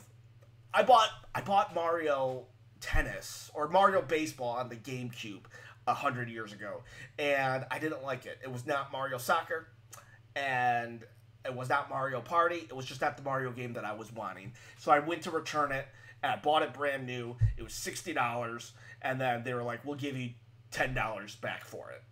And I'm like, "What? I just bought this. Why can't I return it? I can return used games, but I can't return new games." And so I was a little like, when you're hit with that, and I'm a GameStop fan. Please do not mistake my statement here as me making fun of GameStop or whatever, because I think GameStop is the whipping boy of the gaming community, and it's not called for. But in that moment, in my early gaming career, I was not a fan of that. Them saying, "I'll give you $10 for this game." So, yeah, no. Hey, Christian's wife. She loves our channel. Hi, Christian's wife. Thank you. We appreciate you as well. GameStop they've always treated me fairly. The one that I have down the street here, over the last 12 years that I've lived here, we've befriended people that have worked there, and my mom is actually, if she doesn't like someone, it's bad. Okay. So definitely, she kind of tells me, that guy knows what he's talking about. That guy's a good worker or whatever. So that GameStop's always had a pretty good staff. And I know you're down in Houston, Ken. Do you go to several GameStops or just one? Right now, it's pretty much 2 GameStops. I used to actually frequent more, believe it or not, because I just like the people. I really do like the people. And right now, I'm predominantly just going to the one down the street from myself. But I've gotten so close with certain people in GameStops, no longer because they've been transferred out of there, but I've literally, brought them food that I've cooked because I'm cooking home. We get into a conversation, I tell them I can cook Thai food, then they're like, "Oh, I love Thai food," and then I'm like, "Next time I make it, I'll bring it in." I've literally brought in Thai food for people, and oh man, that sounds great. I love the GameStop people. They're good people. Now, I'll tell you what, though, one time, though, there was a manager that just did not like me, and I had no idea why he didn't like me. I'm serious. Probably because I'd come in all the time, I would buy something, then I might return it, if I saw that there was a better cover, all these collector things, or I'd get something shipped and it'd be dented. I'm like, "I don't want this," and he's like, "Why not?" I was like, "See that dent right there?"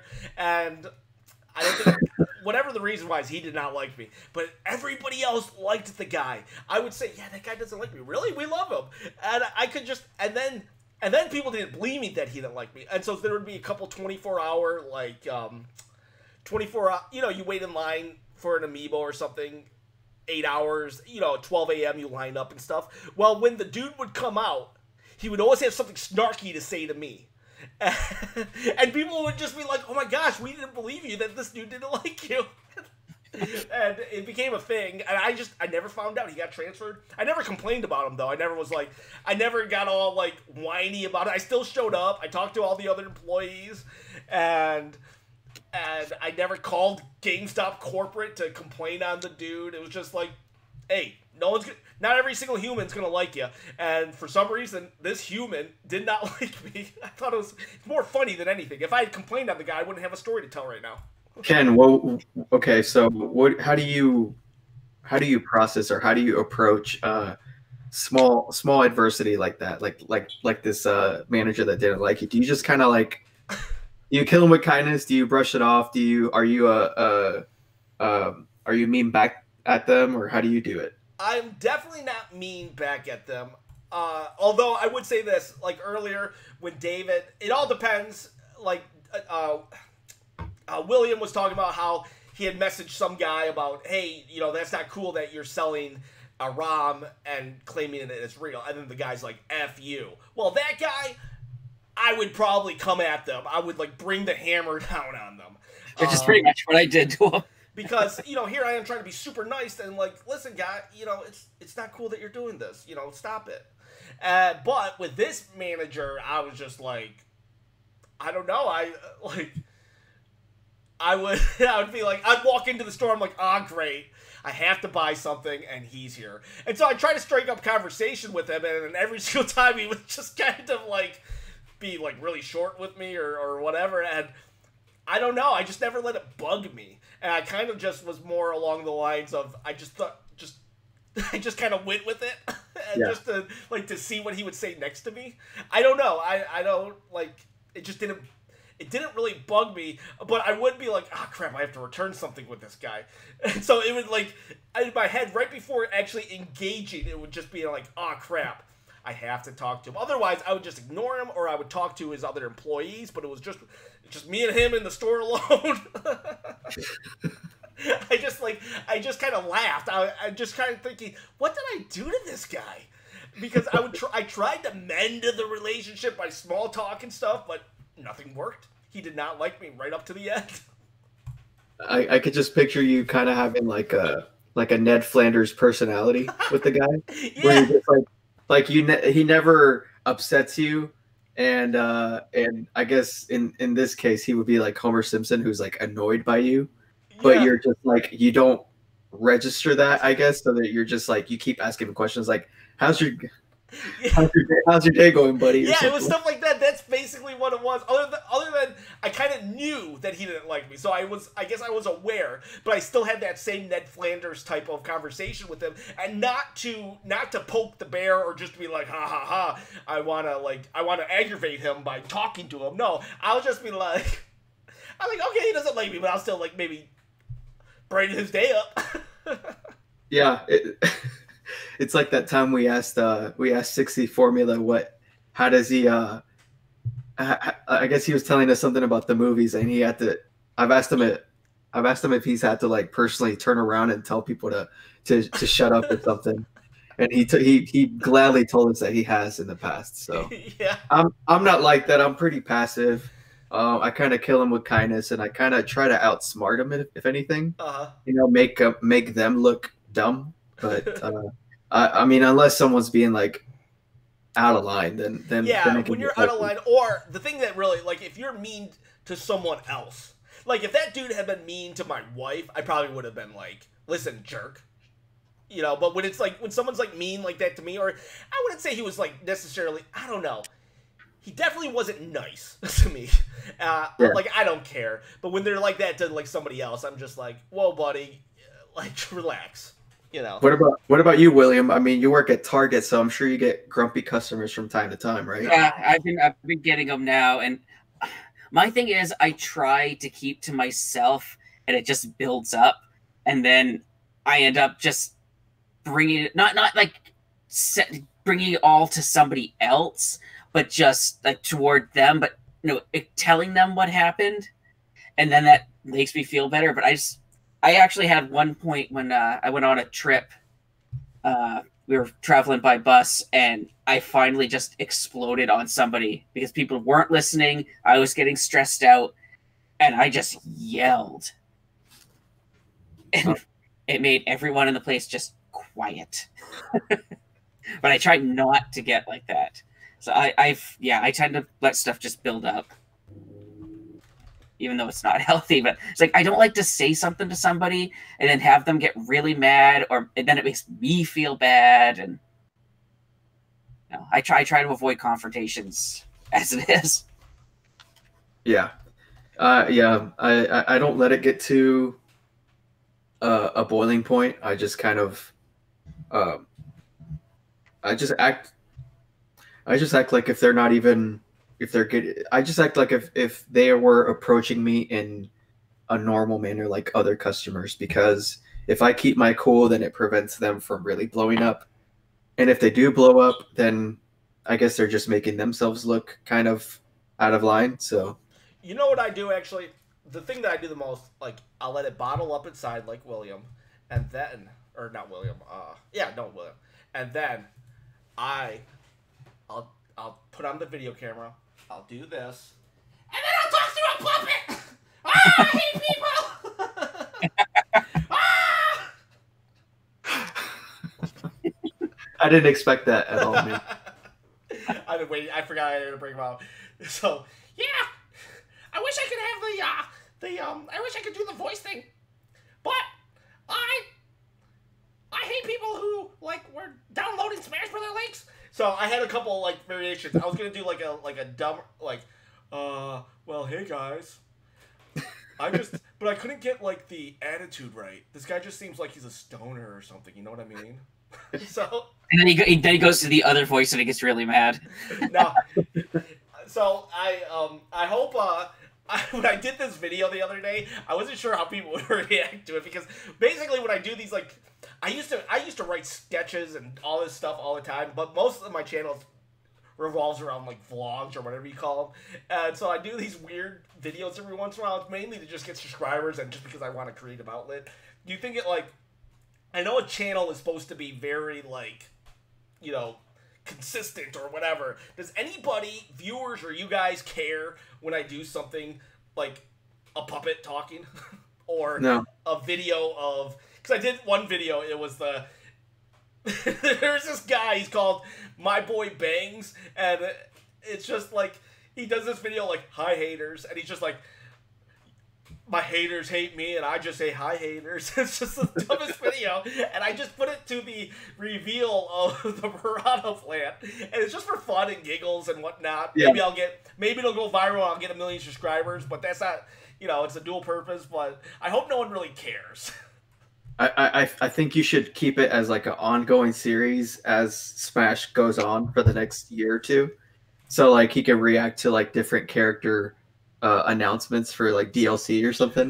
Oh my gosh! I can't believe he's in it! Ah! You could be like a ventriloquist, so you could react with him. Hey man, I think it could become like your full-time gig after that. You know, like it could take off. That's great. He's gonna ride on my coattails. I got another one. I'll do it later. I have one where I bought a Waluigi toy just so I could have the Piranha Plant laughing at him, and that's gonna be like the whole video. Those are the types of videos where people go and they want, like, give me an hour loop of that. Yeah, and I kind of want to do stuff like that, but I'm afraid of alienating my current base, because it's like, wait a minute, why is he doing this? I wanted to see There's a YouTube series I watch with puppets called Glove and Boots, and they have one character on there that's Johnny T, and they put up a video, I think it's 4 hours of Johnny T going, you gotta do it. You've gotta do it. You gotta do it. 60 Formula saying, no, dude, spitball. It's healthy. Thank you. I appreciate that. So, yeah, you might be seeing more stuff like that. Like I said, it's twofold.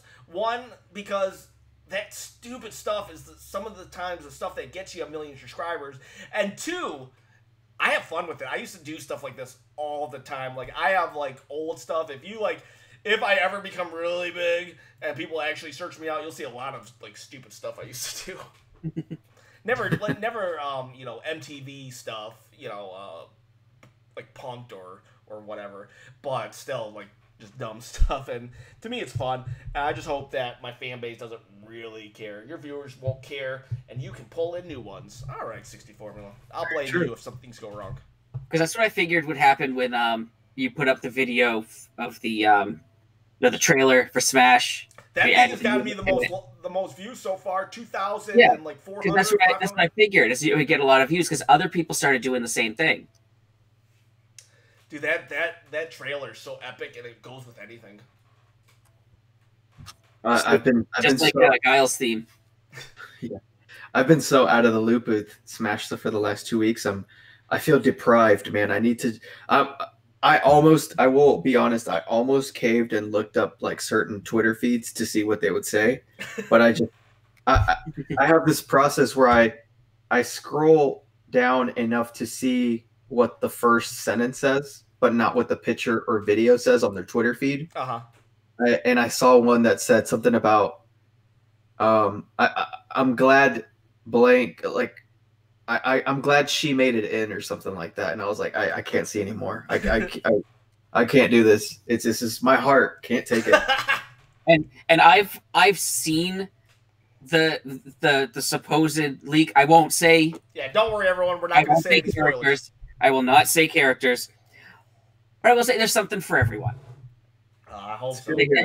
Yeah, people will be happy. There'll be people that'll be upset. There'll be everything for me. Otherwise, it sucks.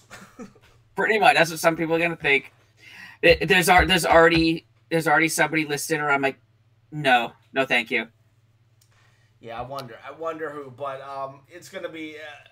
Man, we still got to figure out what we're doing next week for the podcast. Yeah. What should we do, guys? Anybody? I was about to bring it up. Huh? I was about to bring it up. Okay, what's next week? Because should I just stream it and we try to all join in? I mean, if you're okay with it, I was because I'm gonna be with my cousin. And I don't know how that dynamic would work for the podcast because we can get pretty we can get kind of colorful, let's just say that. But so I was thinking maybe I could stream ourselves, but maybe just mute it or something, and then just come in at certain times and say. But I was also thinking about maybe, I don't know, could Google Hangouts work? Well, I would have to get an Elgato, right, if I want to stream my stuff. So I mean, I'm going off the Elgato right now. That's how I'm streaming this to everybody. I guess I wouldn't actually. You don't need the Elgato to stream just a podcast, but if there's a video game, yes, you would. I gotta figure it out. I gotta figure out how to do this because it's like, how would we do this? I'm just like thinking. I could stream a game and maybe like you could join in. The problem is there's so many unknowns with it being released Friday at midnight and then the next day. Thursday midnight. Thursday midnight, right? Thursday into Friday. Yeah, Thursday into Friday midnight. Did any of you guys reserve with Best Buy? Yeah. No, actually I have mine's Amazon and I'm tempted to cancel the pre-order at GameStop so I can go to the midnight release.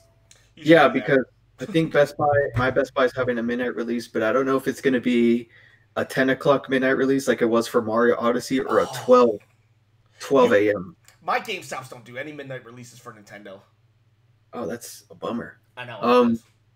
Because the Game Awards is that night. It starts at 7:30. Best case scenario, it ends at 9:30. So if there's one at 10, I want to be there soon so that I could get my copy and get out of there because I've heard horror stories where people have reserved copies and they just don't get them. Mm-hmm. So, and also I pre-ordered the special edition which comes with the silver coin. Yep.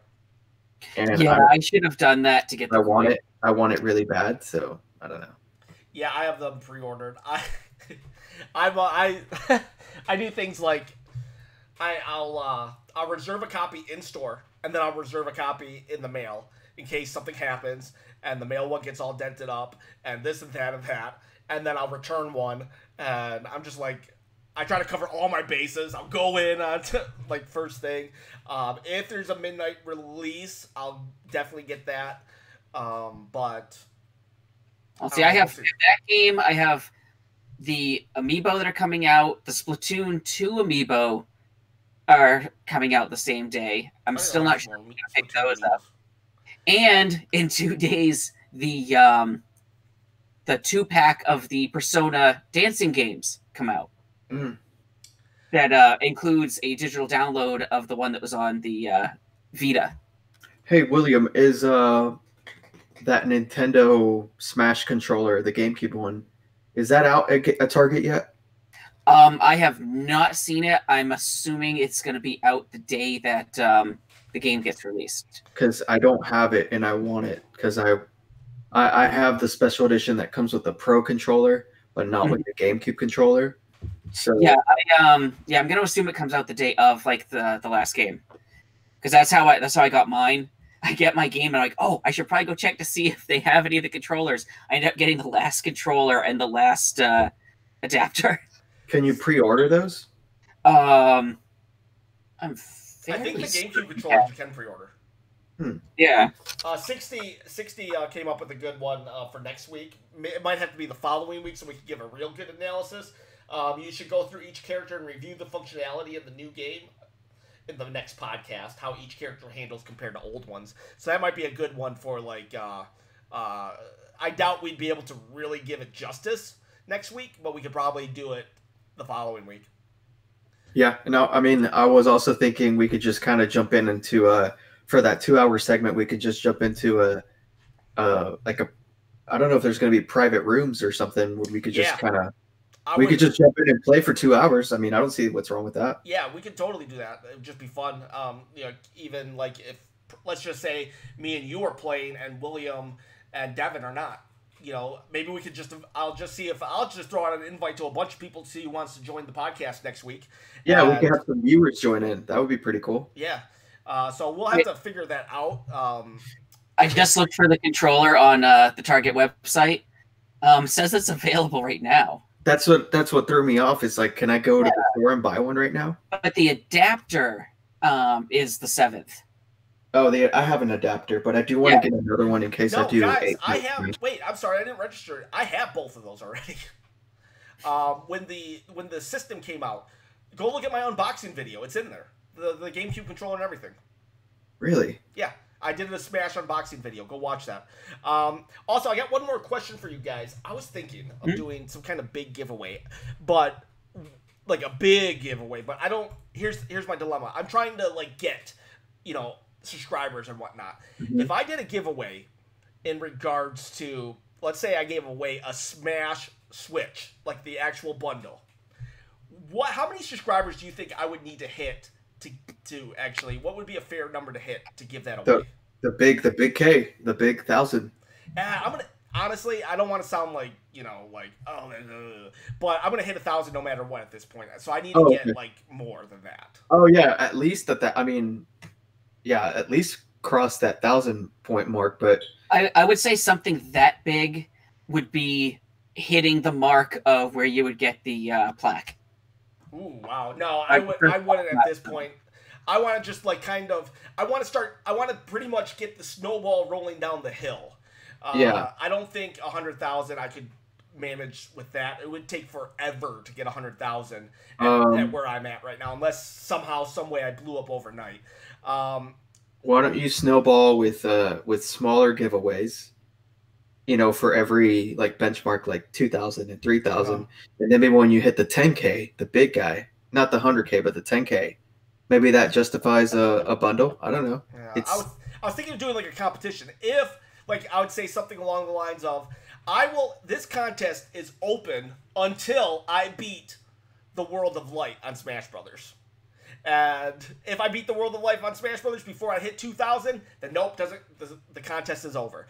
But if I don't hit, if I get 2,000 before I beat the challenge, I'll give away this. I don't know, because I don't want a contest to last 5 years or. Yeah, well, it depends what you consider beat. Like someone could also say, well, you got to 100% it. You got to get all the spirits. You got to do all this stuff. Which is probably that's probably a good rule there. If you do 100%, that way you don't beat the game in like a day or something. Shoot, I don't know if I've ever 100% of the game. Also, if you haven't already, do you guys think any of these characters are overpowered? When I play with friends, they say I always use unfair characters, but I say they're equaled out. Just trying to be a buddy. I'd stay away from giveaways. They don't bring you quality subs, and that's what you want. Just my opinion, though. That's a good point, actually. I saw somebody do a giveaway. Once the giveaway ended, like, a bunch of people left. Although I will say some of my quality subs that I do have were because of giveaways too. On the flip side, so I don't know. It's a catch-22.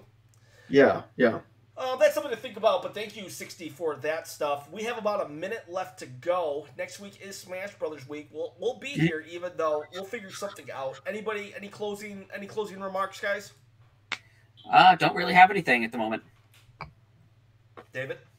I'm thrilled to be on the show as always, but other than that, I don't have anything else. All right. Well, guys, I do appreciate. I'm thrilled that you guys are on the show with me, and I appreciate every single one of you. 64 Meal, thanks for being our MVP chatter of today. And you know what? Again, if you guys want to check out, if you guys have dogs, go check out his channel.